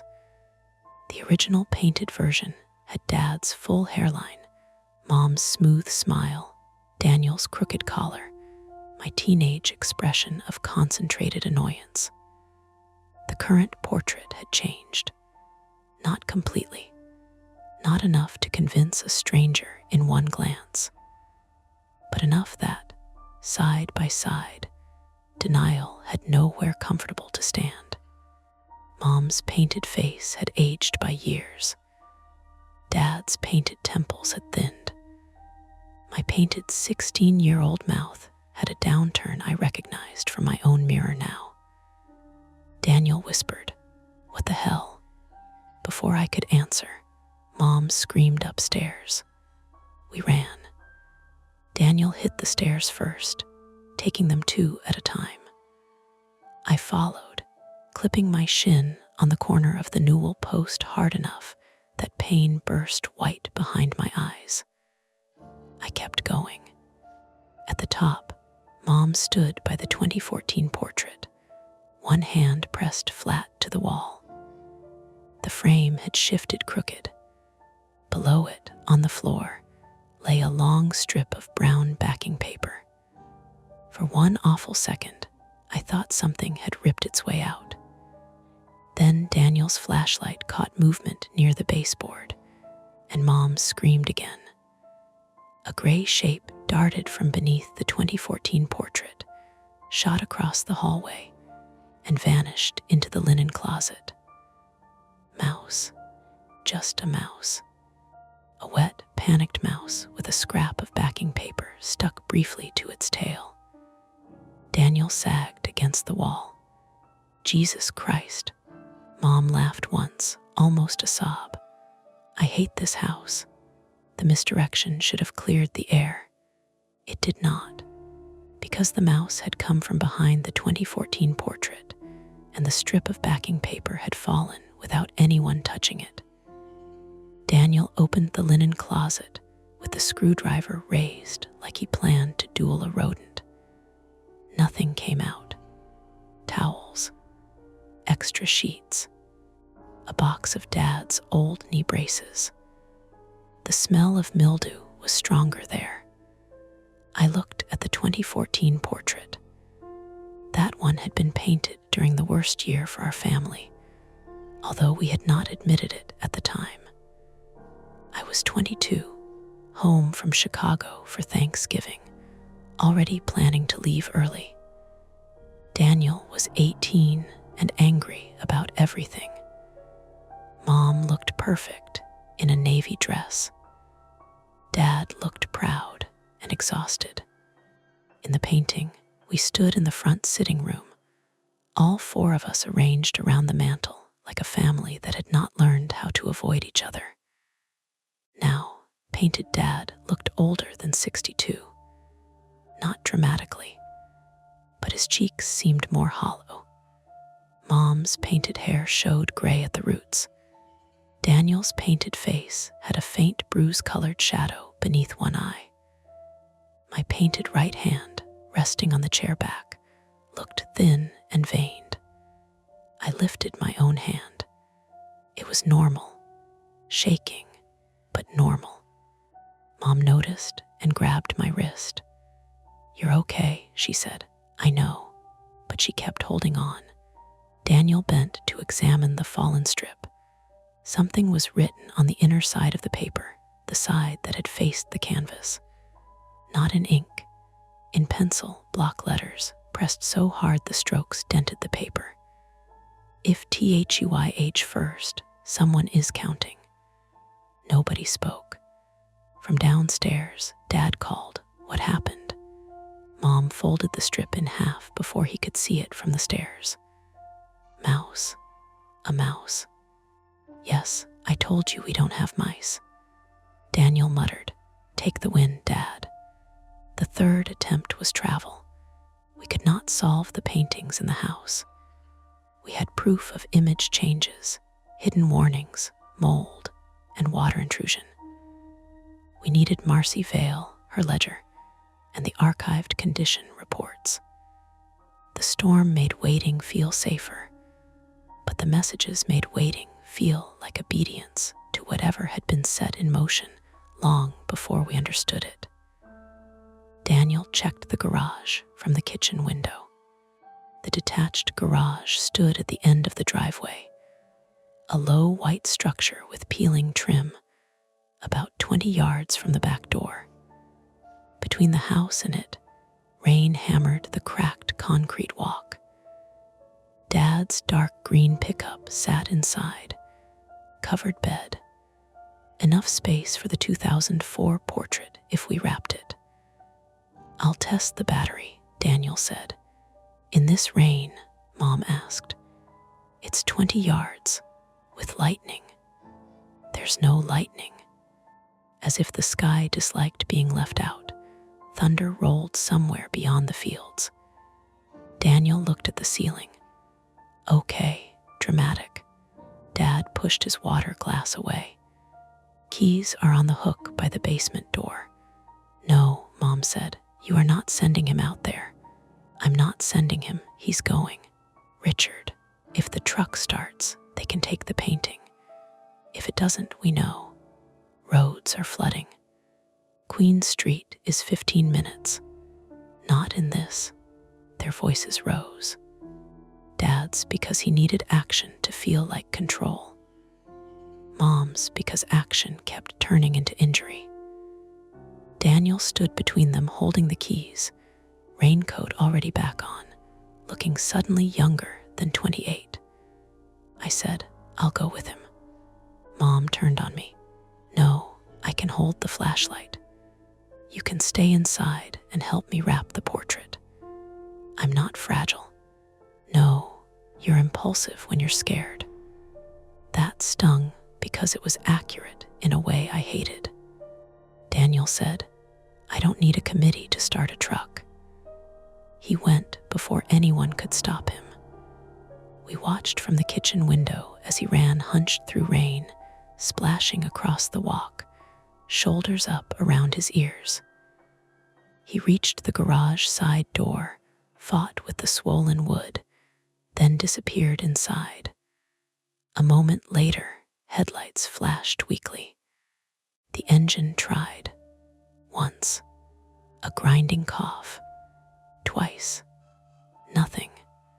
The third time, the truck started with a roar so sudden Dad said, "Ha," like he had personally raised it from the dead. Then the garage went dark. The truck died. The kitchen window lit blue-white for a blink as lightning struck close enough to make every hair on my arms lift.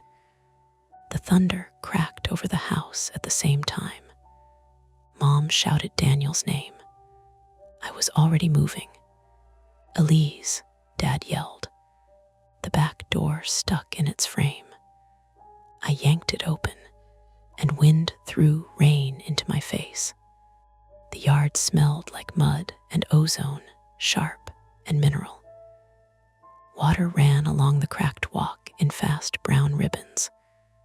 My shin throbbed where I had hit it, and the cold soaked through my socks before I reached the first step. Daniel appeared in the garage doorway. "I'm fine," he shouted.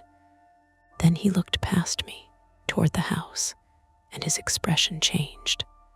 I turned. From outside, I could see the second-floor hallway window clearly, the one at the end near the portraits. Mom's phone light glowed faintly behind the glass, and beside it, for 1 second, was a silhouette. A person-shaped darkness standing in the upstairs hall, tall, still. I blinked rain from my eyes. It was gone. Mom was in the kitchen behind me. Dad was in his chair. Daniel was at the garage. I was on the back steps. No one should have been upstairs. "Inside," Daniel shouted. We ran back together, slipping on the wet path. He grabbed my elbow when my bad shin buckled. We crashed into the kitchen, dripping and breathless. "Who's upstairs?" I asked. Mom stared at me. "No one. I saw someone." Dad's face went gray. Daniel slammed the back door and locked it. "Where?" "Hall window." Mom grabbed the kitchen counter. It could have been the hanging plastic. "We haven't hung plastic upstairs yet." No one moved. Then, from above us, the smoke detector began to chirp again. Not once. Again and again and again, regular now, urgent, without becoming an alarm. Daniel took the stairs with the flashlight. I went after him, Mom behind me despite my telling her not to. Dad shouted from below, furious and frightened, but he stayed put because his body had finally overruled him. At the top of the stairs, the hallway smelled worse. Wet canvas, mold, something electrical. The 1994 portrait hung crooked now too. The 2014 portrait's backing paper had peeled farther down, exposing the dark stretcher bars.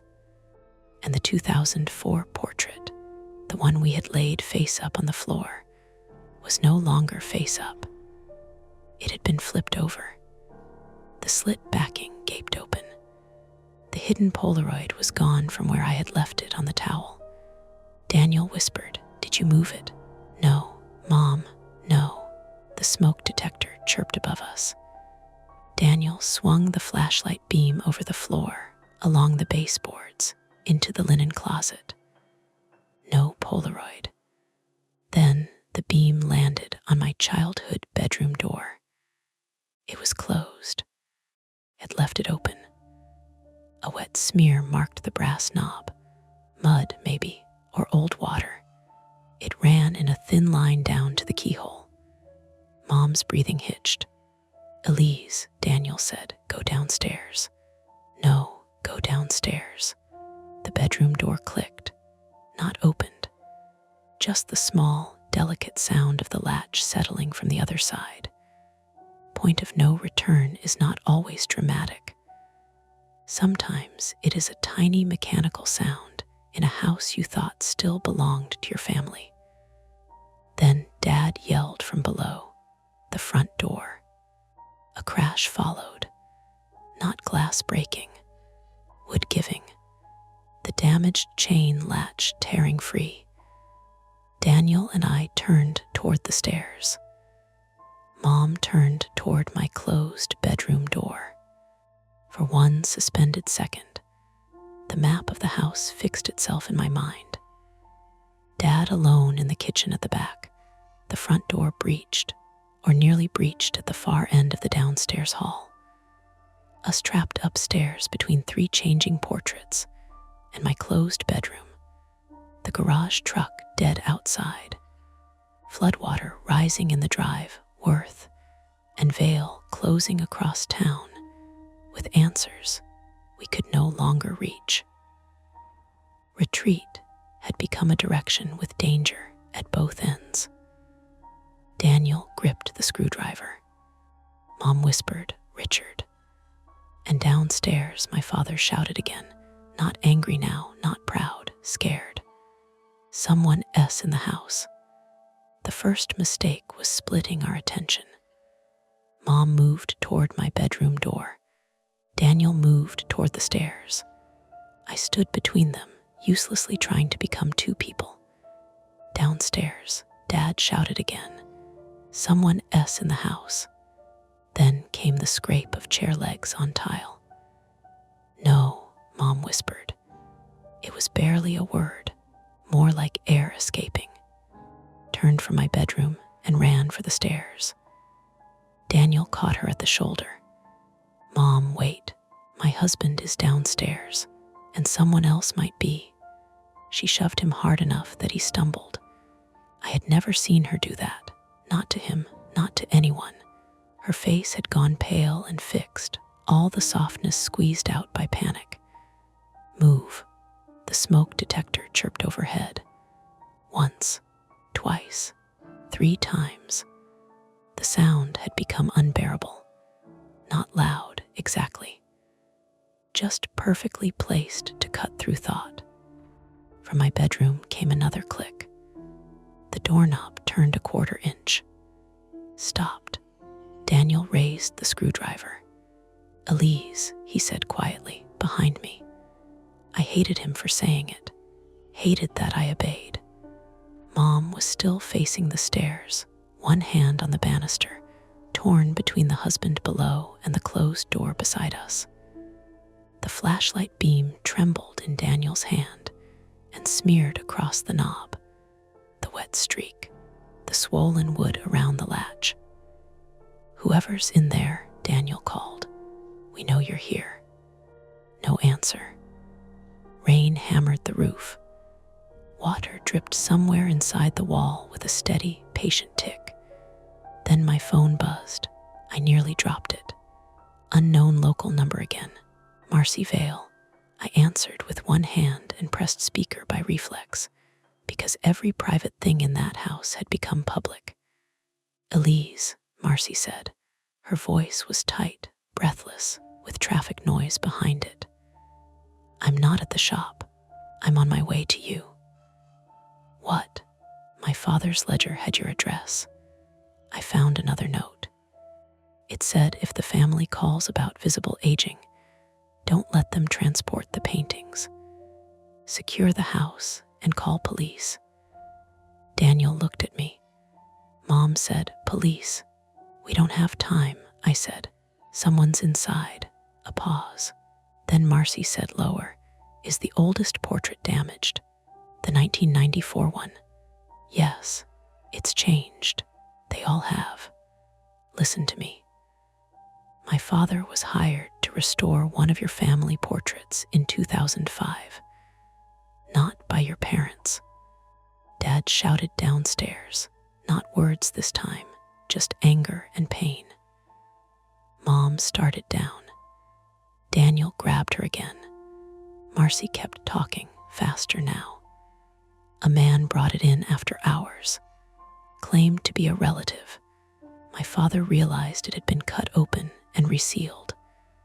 Someone had inserted photographs, notes, maybe tracking details. He thought it was some kind of stalking fixation. He contacted your father, but my father knew. I don't know what he was told. Ledger says Richard Hart refused police involvement." Mom's mouth opened. Another crash came from below. A ceramic sound. The peppermint dish in Dad's office, maybe. Or a mug. Dad yelled, "Claire." That ended the phone call for us.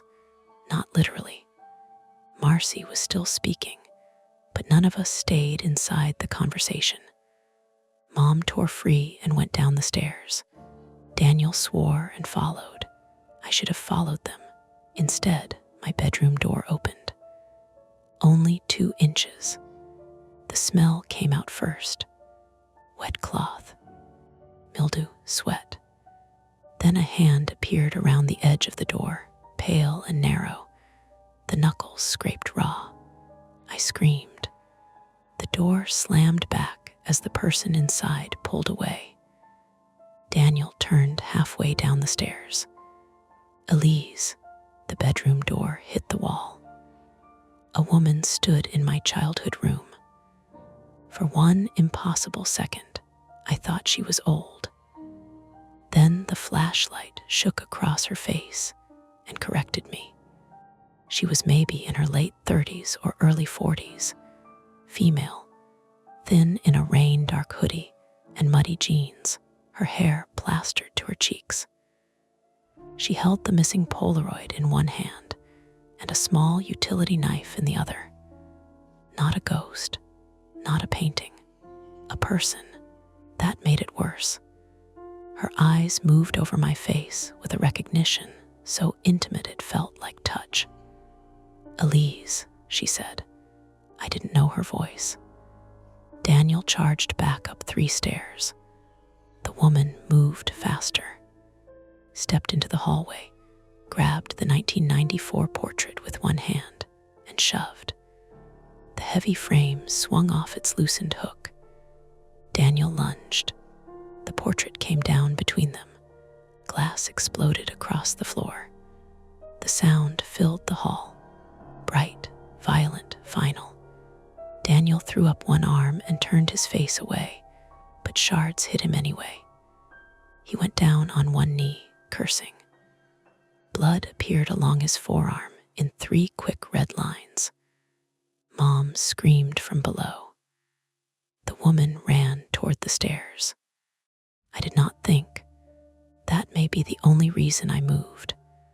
I grabbed the plastic sheeting roll from the floor and swung it at her legs. It hit her shin. She stumbled, shoulder slamming into the wall under the 2014 portrait.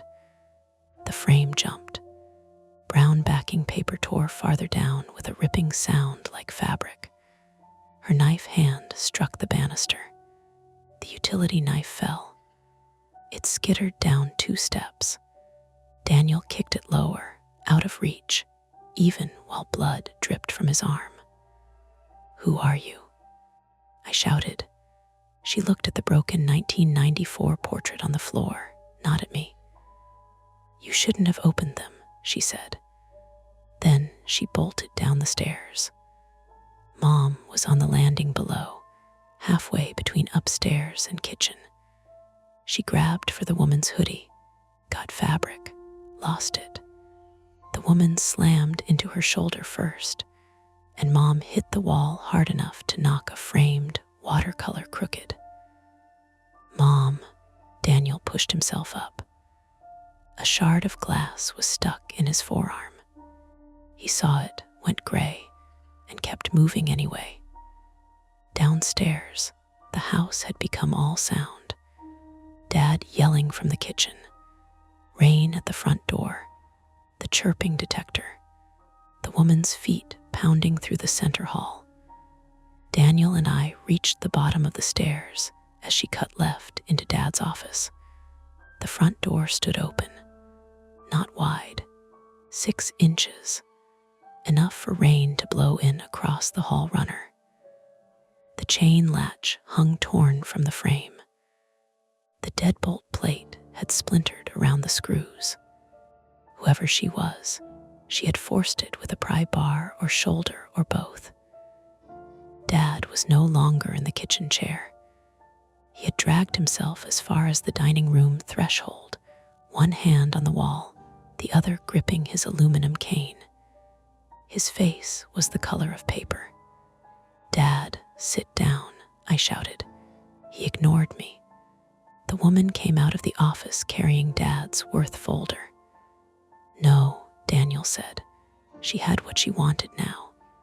Records, reference sheets, proof. She ran for the front door. Mom caught her from the side. Not gracefully, not heroically. She threw her whole body into the woman because there was no time to do anything smarter. Both of them crashed into the parlor doorway. Mom cried out as her wrist bent wrong against the trim. The Worth folder burst open. Contact sheets slid across the wet floor like black leaves. The woman clawed at Mom's sweatshirt. Dad lurched forward with the cane. "Richard, don't," Mom gasped. He swung anyway. He did not hit her head. He was not that strong, not from that angle. The cane struck the woman's forearm. She yelled and dropped the Polaroid. Daniel shoved past me, bleeding, and planted himself between her and the door. For a second, all of us froze in the front hall. The map of the house narrowed to bodies and exits. The woman stood by the parlor doorway. Mom was on the floor, clutching her wrist. Dad leaned against the dining room wall, shaking so hard the cane tapped the baseboard. Daniel blocked the open front door. I was at the foot of the stairs with my phone still connected to Marcy, rainwater blowing onto my bare ankles. Marcy's voice came small through the speaker. "Elise, police are on the line. Stay on."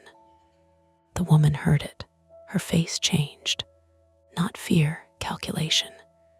She turned toward the stairs, toward the portraits, toward the broken 1994 frame and the exposed 2014 backing. "She's going for the paintings," I said. Daniel grabbed for her. She ducked under his cut arm and drove her shoulder into his ribs. He hit the doorframe with a grunt. The woman ran up the stairs on all fours for 2 steps, desperate and fast. I followed. My shins screamed where I had hit it earlier. Glass crunched under my socks near the top. I felt a sting in my heel, but kept going.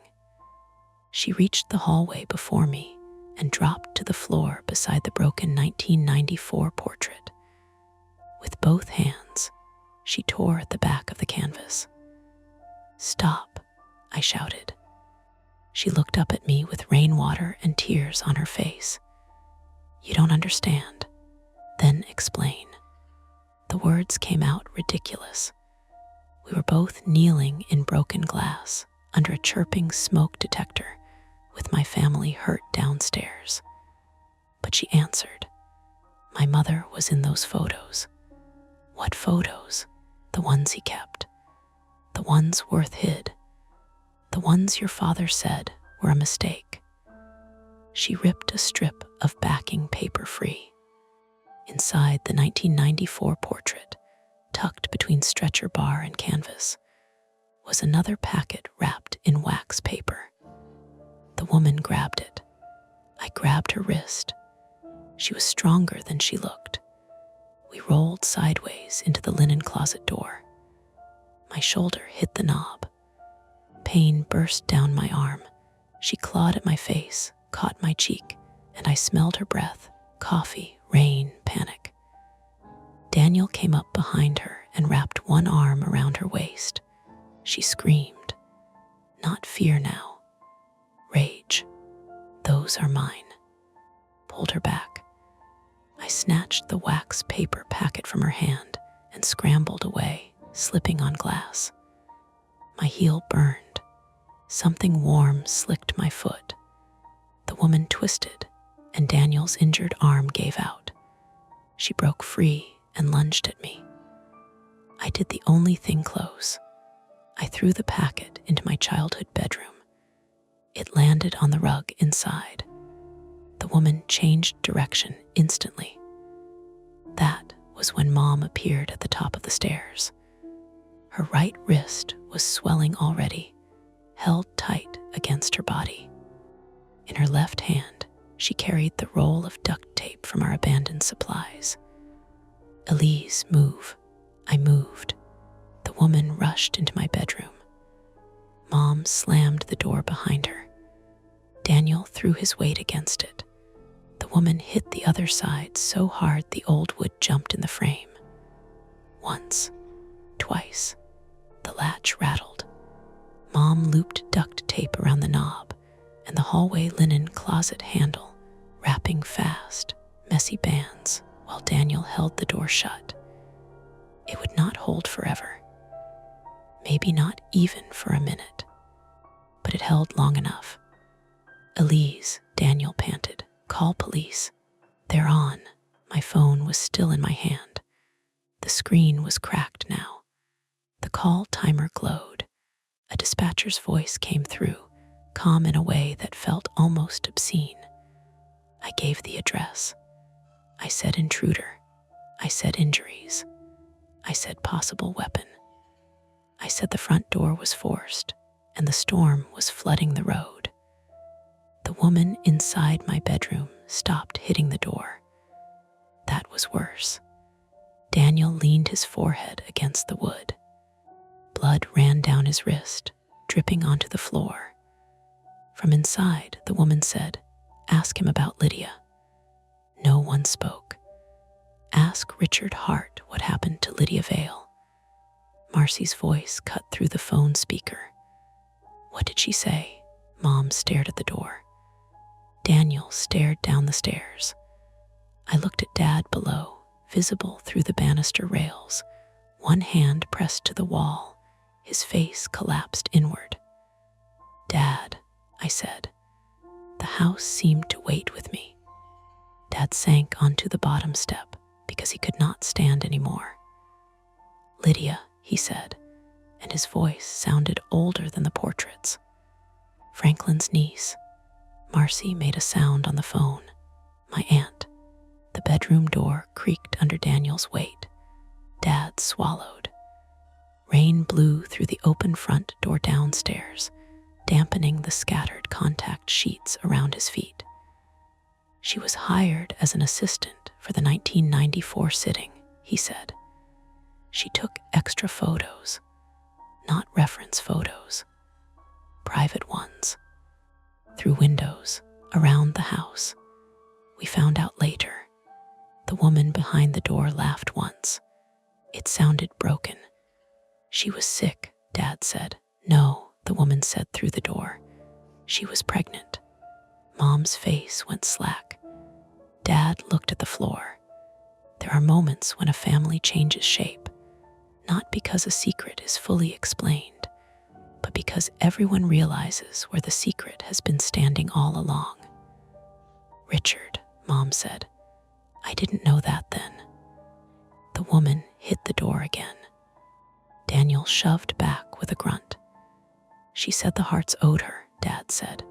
Franklin tried to handle it quietly.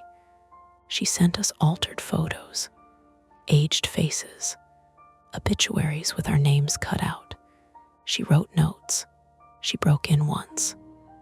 Franklin said he destroyed everything. He hid everything, the woman said, and you let my mother disappear. Dad lifted his head. She left town. She died in Reading in 2006. No one had an answer for that, not even Dad.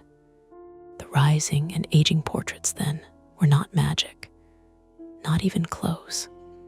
Someone had cut them open. Someone had hidden records, warnings, photographs.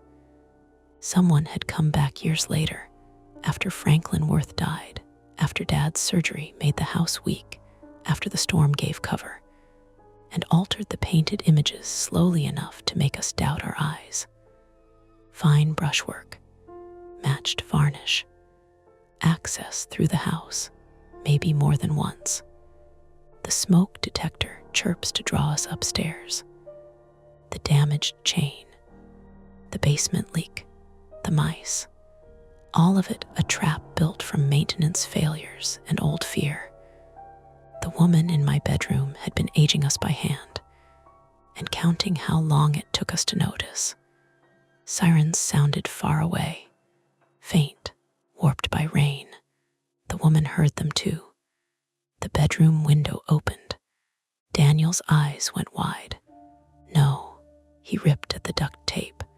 Too slow. Inside, wood scraped. The old sash. The one over the porch roof. She's going out, I said. Daniel tore the last strip free, and shoved the door open. The room was empty except for the wet rug, the wax packet, and rain blowing through the open window. The woman was already outside on the sloped porch roof below, crawling toward the gutter, trying to reach the column at the far end where she could drop to the yard. "Elise, stay back," Mom said. I didn't. I climbed through the window after her. It was stupid. It was also the only thing between her and the packet full of whatever proof she had wanted to destroy or keep. The porch roof was slick with rain and old leaves. My cut heel slipped immediately.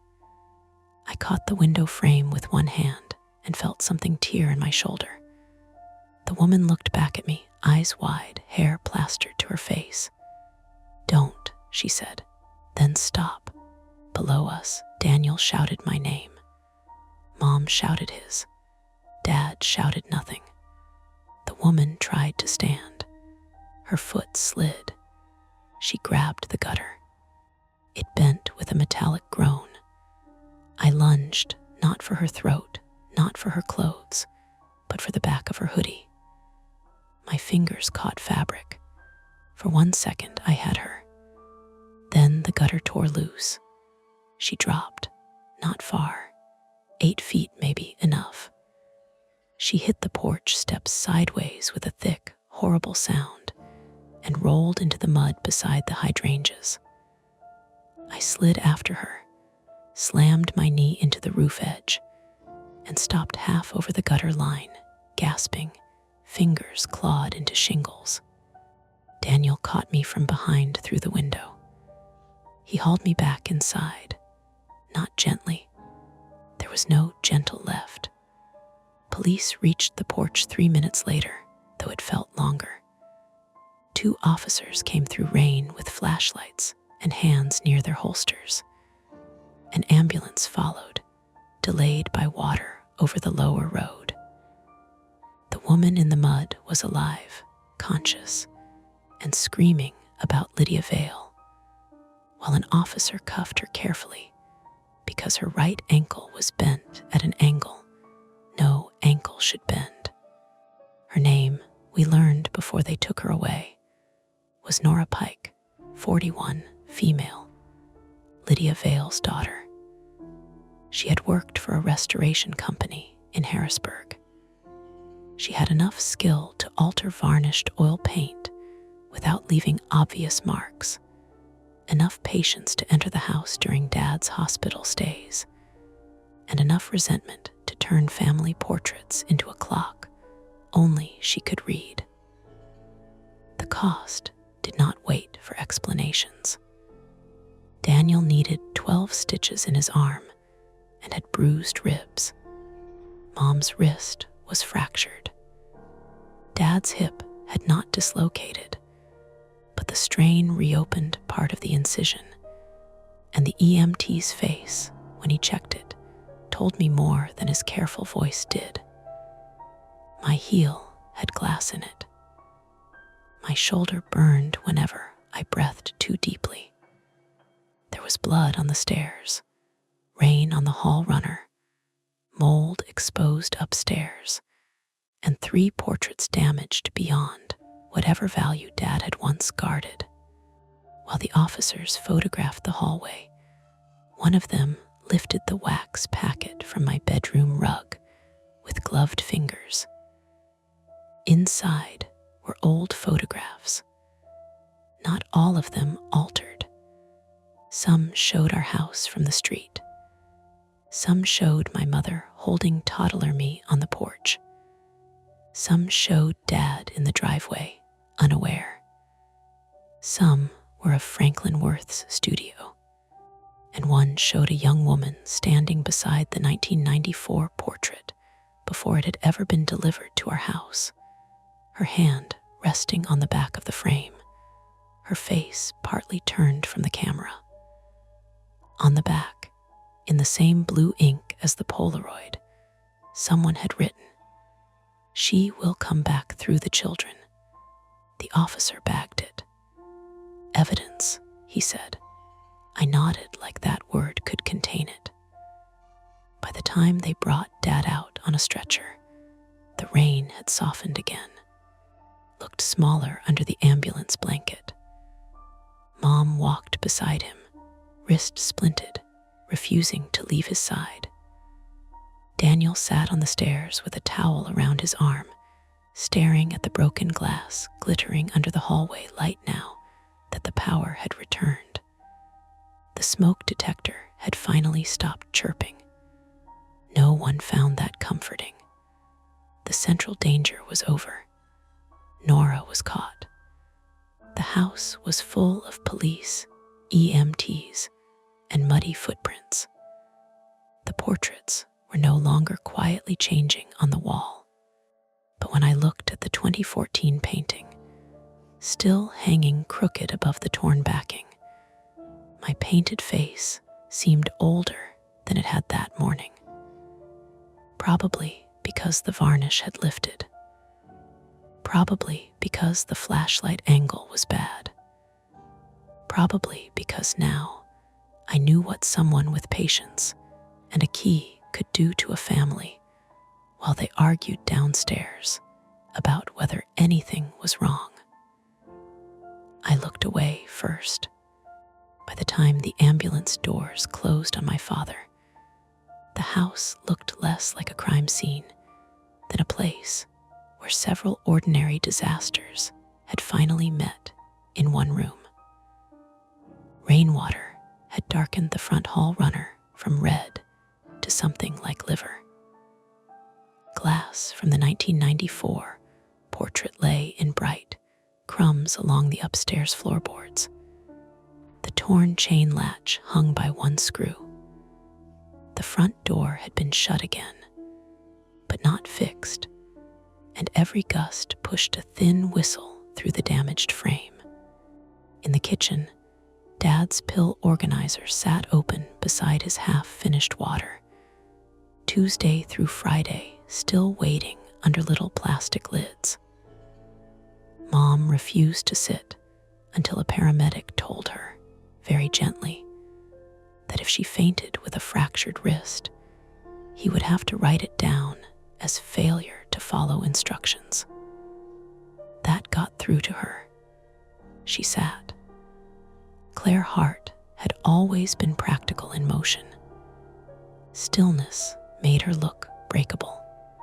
Her right wrist was already swollen beneath a temporary splint, her hair falling out of its clip in damp strands.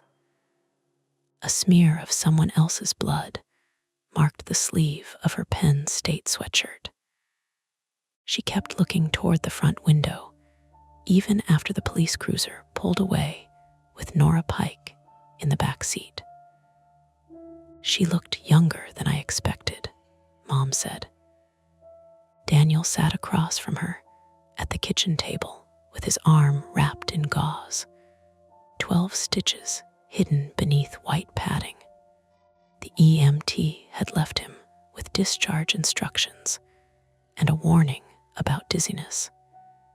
He ignored both by picking at the medical tape near his elbow. She was 41, he said. That's not what I meant. I know. Nobody said what she meant. Nora had looked young enough to still be somebody's daughter more than somebody's threat. Young enough that the name Lydia had passed through her like a splinter passed down in flesh.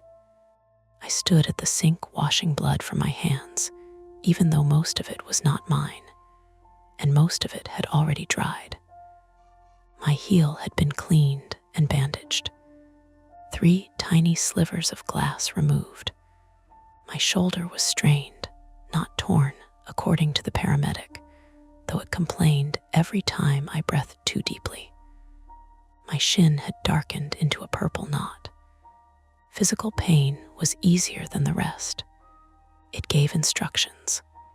Limp, don't lift, take ibuprofen with food, keep the wound dry. There were no instructions for looking at your father on a stretcher after learning He had kept an old stalking incident quiet because quiet had seemed safer than truth. No printed sheet for discovering that the weirdest thing in your family had a human hand behind it, and that the hand had been patient enough to come back decades later. A Lancaster City detective arrived while the second ambulance was still parked outside. Her name was Detective Hannah Krieger, 46, female, with a square jaw, rain dark coat, and a voice that never rose because it did not need to. She walked the house carefully, listening more than she talked, stepping around glass and wet contact sheets with the weary focus of someone who had learned that homes could tell on people if you did not hurry them. She took statements separately. That was the first legal consequence. We were no longer only a family having a terrible day. We were witnesses, possible victims, possibly, in Dad's case, something more complicated. Daniel gave his statement in the dining room. Mom gave hers in the kitchen, her splinted wrist propped on a towel. I gave mine in Dad's office, where the Worth folder had been spilled and gathered into evidence sleeves. The room smelled of damp wool from the detective's coat and peppermint from Dad's candy dish, which had not broken after all. The ceramic thing shattered in the hall had been one of Mom's porch planters, knocked off the entry table when Nora forced the door. That felt like an insult from the universe. Even the ominous crash had turned out to be a planter. Detective Krieger asked me to start with the first change I noticed. My mother's painted mouth, I said. She wrote that down without expression. I almost laughed, but it would not have come out right. I told her about the crease, the smoke detector, the hidden Polaroid, Marcy Vale's call, the reference photos, the woman in my bedroom, the porch roof. When I finished, the detective looked at the wall behind Dad's desk, where a framed map of Lancaster County hung slightly crooked. Did Nora Pike have any known connection to your family before today? Not that I knew. Did your father? I hesitated. It was not loyalty that stopped me. Not exactly. It was the old reflex of keeping family matters inside the house, even when the house itself had betrayed us. He knew Lydia Vale had harassed them in the 90s, I said. He said she took unauthorized photos, sent altered images, broke in once. Detective Krieger nodded. We'll need his full statement when he's medically stable. Is Nora going to jail? She'll be charged. Burglary, assault, criminal trespass, property damage. Probably more once we process the evidence. The district attorney will decide the full list. And Lydia, the detective's pen paused, will review the old reports if they exist. Ms. Vale's death, too. She died in Reading in 2006. So we were told. She looked at me then. Old family histories tend to arrive in pieces. Don't try to assemble them all tonight. That was good advice. None of us followed it. By evening, the rain had stopped. The power was steady again, but the house felt embarrassed by its own lights. Too bright in some corners, not bright enough in others. A restoration contractor came to tack plastic over the front door damage and inspect the water intrusion. He found a roof leak near the vent above the upstairs hall, old enough to have fed mold into the wall cavity for months, maybe longer. The smoke detector, once removed, revealed a tiny smear of conductive gel on the battery contact. The officer said Nora may have tampered with it to to make it chirp intermittently. Not sophisticated, just irritating and effective. That detail bothered me more than it should have. The whole thing was not some brilliant machine. It was a collection of small violations. A latch weakened, a battery contact smeared, a backing slit and resealed, a brush used to deepen a line at my mother's mouth, a dead truck left to fail because Dad had not maintained it after the fall, a storm door left loose, a family trained to explain away discomfort until the explanation hurt less than action. Marcy Vale arrived at the house around 6:30, after the floodwater receded enough for her to get through. Marcy was 53, female, short, broad-shouldered, wearing jeans, rubber boots, and a navy raincoat over a shirt streaked with old varnish. She carried Franklin Worth's ledger in a sealed plastic document bag like it was something that might bite. "I'm sorry," she said when Mom opened the door. Mom looked at her for a long moment. Then she stepped aside. Marcy did not ask to see the portraits first. She asked how Dad was. Mom said he was being kept overnight because his incision had reopened, and they wanted imaging to make sure his hip hardware was intact.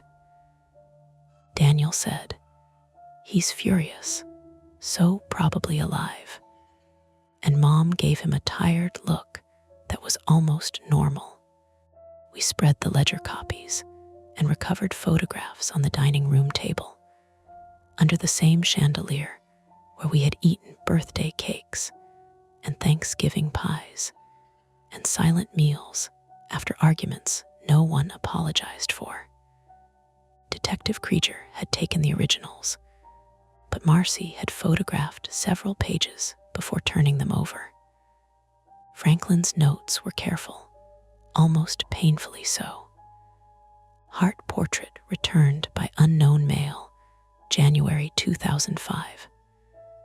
Backing cut and resealed. Contents discovered. Photographs of Hart residents. Notes addressed to children. Altered family images. Contacted RH client, requested private handling. Strongly advised police report. Client refused. Dad had refused. Seeing it written in a dead man's handwriting made it harder to soften. Another entry mentioned Lydia Vale. Assistant dismissed for boundary violations. Unauthorized photographs. Unstable behavior reported by family and studio staff. Another said Lydia denied wrongdoing and accused the Hart man of hiding something. There were no details about pregnancy. No proof she had been carrying anyone's child. No proof she had not been.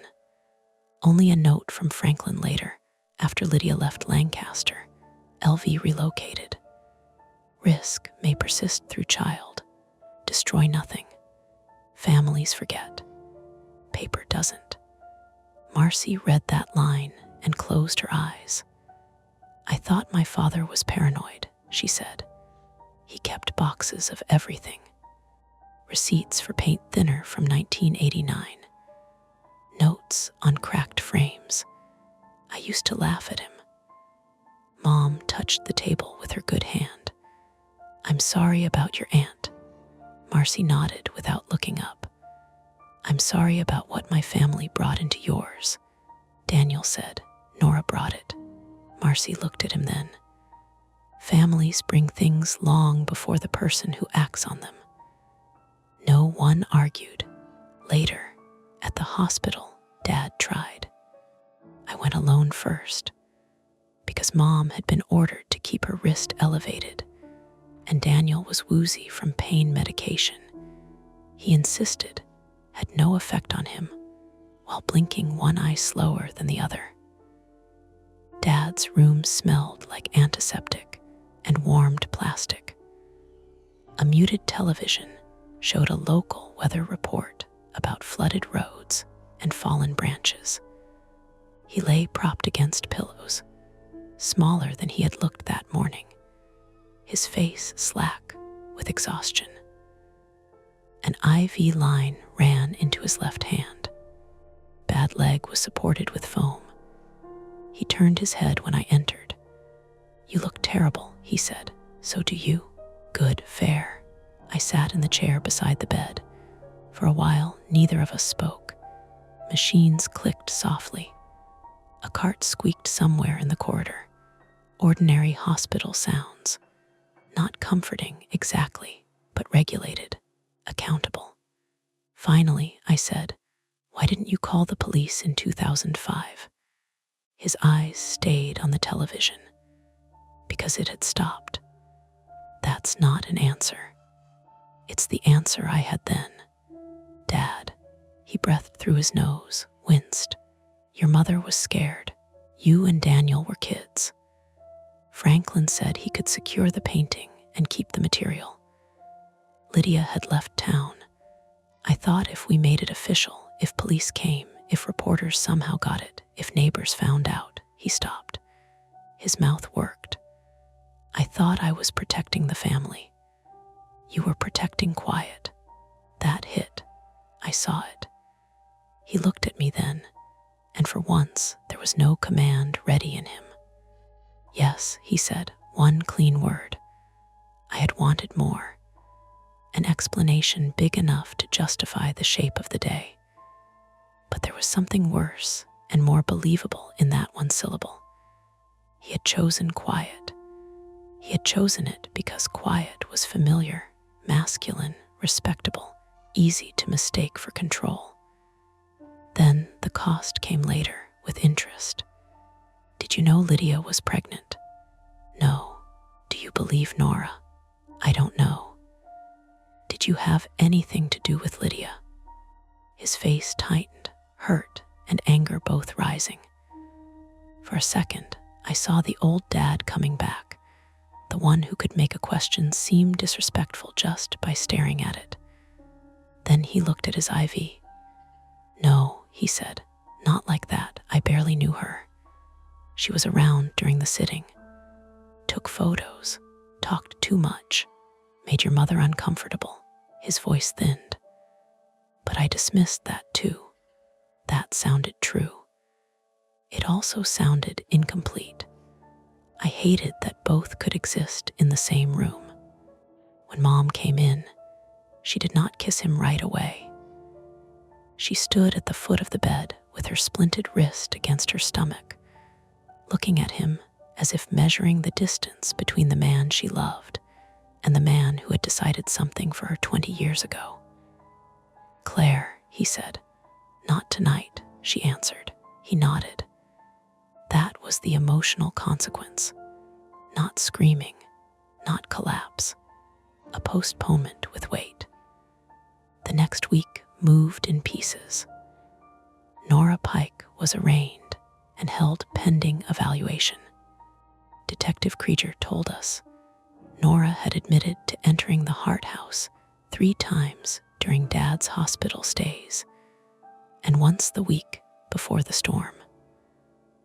She had copied an old key from a lockbox Dad kept hidden in the garage, behind a loose board under the workbench. Dad had forgotten the lockbox existed. Nora had not. She claimed she had found references to it in Lydia's belongings. The portraits were removed by professionals wearing respirators.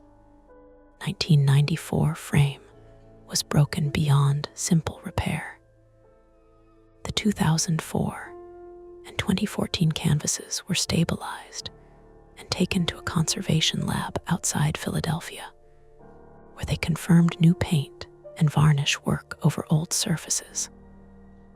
Nora had aged the faces with thin glazes, adding lines, shadows, gray hairs, and skin tones so carefully that without reference images, each change could be blamed on memory or degradation.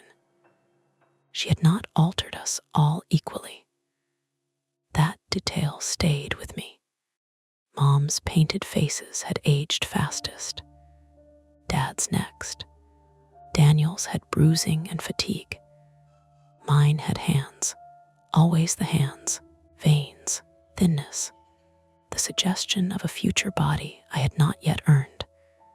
Detective Krieger said Nora's notes referred to counting recognition intervals.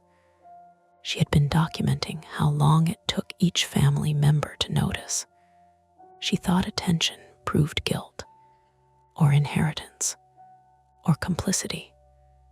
The language in her notebooks shifted, sometimes clear, sometimes fractured.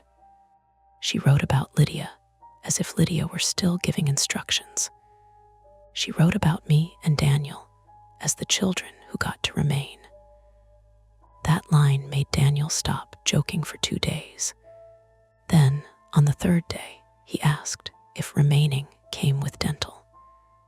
Nobody laughed at first. Then Mom did.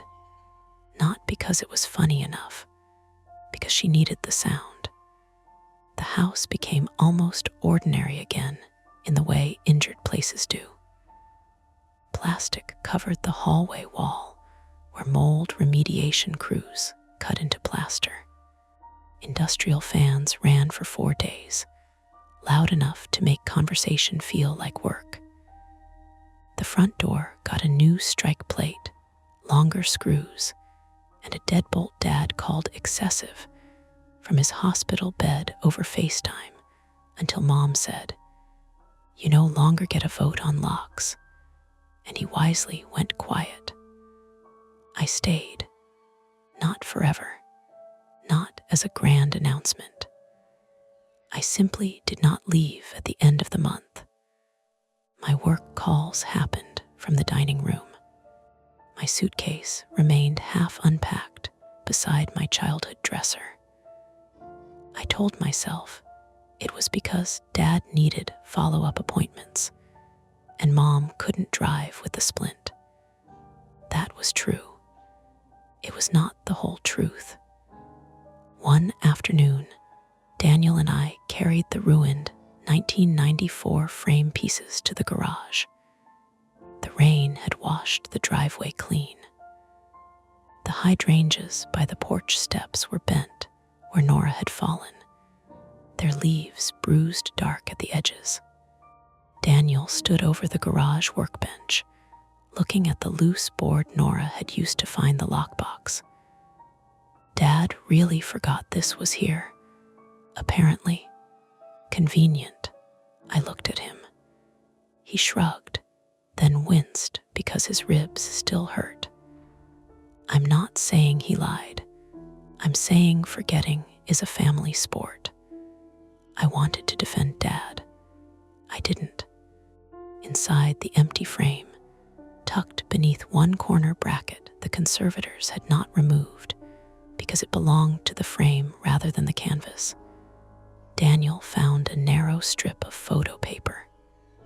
For a second, neither of us touched it. Then I put on gloves from the remediation box and eased it free. It was not a full photograph, just a trimmed edge, maybe cut from a larger print. On it was the side of our upstairs hallway, the baseboard, and a sliver of the 1994 portrait frame. Nothing else. On the back, in faded pencil, were 4 numbers, 2413. Daniel exhaled. What is that? I don't know. Could be inventory. Could be nothing. Could be. We gave it to Detective Krieger. She logged it. She said old evidence often turned up in fragments, and not all fragments mattered. I believed her. Mostly. The portraits did not come home. That was Mom's decision. Dad objected once, weakly, from his recliner after his discharge. He was thinner, moving slowly with the walker, his pride bruised more deeply than his hip. Mom let him finish talking about heritage and family history and Franklin Worth's craftsmanship. Then she said, "Those paintings watched us lie to ourselves. I don't want them in my hall." Dad looked at her for a long time. Then he nodded. The hallway stayed bare where they had hung. 3 pale rectangles remained on the wallpaper, cleaner than the space around them. At night, when the upstairs light was off, those rectangles looked like covered windows. We put up smaller things eventually. A framed print of Longwood Gardens, Daniel's college graduation photo, a snapshot of Mom and Dad at the beach before the surgery, squinting into sun. Nothing under glass large enough to hold a family still. The last almost normal thing happened 3 weeks after the storm. Dad was home. Mom's wrist was healing. Daniel had returned to Baltimore, but called every night under the pretense of checking whether Dad had fallen into any symbolism. The mold was gone. The door was fixed. The fans had been removed. The house smelled like primer and coffee instead of wet plaster. I woke before dawn to the radiator knocking in my childhood room. 3 taps. Pause. 2 taps. Old pipes. Nothing more. I got up for water and stepped into the hallway. The bare wall waited. The pale rectangles were dim in the early gray. From downstairs, the new deadbolt clicked. Once, I stopped. Then I heard Dad cough in the kitchen. "Elise," he called softly. "It's me. Couldn't sleep." I breathed again. I went downstairs. He was standing by the back door with his walker, robe tied crooked, looking guilty. "Don't start," he said. "I haven't said anything." "Your face did." I took the mug from his hand before he could pretend he did not need help carrying it. The same hardware store mug with the cartoon hammer. Chipped handle. Ordinary. We sat at the kitchen table while the sky lightened over the wet yard. After a while, Dad said, "I should have told your mother." "Yes." "And you?" "Yes." "And Daniel." "Definitely Daniel. He loves being included in trauma." Dad almost smiled. Then he said, "I'm sorry." No speech. No defense. No request that I make him feel better for saying it. Just sorry. I nodded. Outside, a truck passed on the road, tires hissing over damp pavement. The refrigerator hummed. Somewhere upstairs, the house settled with a soft wooden tick. Almost ordinary. That was what life gave us after. Not peace, not certainty. Just ordinary with cracks, repaired badly enough that you always knew where to look. A week later, Marcy sent digital scans of Franklin's remaining heart files. Most were exactly what she promised. Invoices, varnish notes, condition reports, reference photographs. One scan was mislabeled, buried in a folder marked frame hardware, MISC. It showed the 2014 portrait in Franklin's studio before delivery. 4 of us stood painted around the mantel. Normal faces, younger faces, but in the lower right corner of the image, reflected faintly in the polished varnish before the glass had been fitted, there was a person standing behind the camera. Not Franklin. Too small. Not Nora, unless she had been there years earlier than she admitted. A woman with one hand raised near her mouth, as if telling someone to be quiet. The reflection was blurred enough to argue with, so we did. Daniel said studio assistant. Mom said dust pattern. Dad said he couldn't see it clearly. I saved the file anyway. I don't look at it often, but I haven't deleted it. That's tonight's story.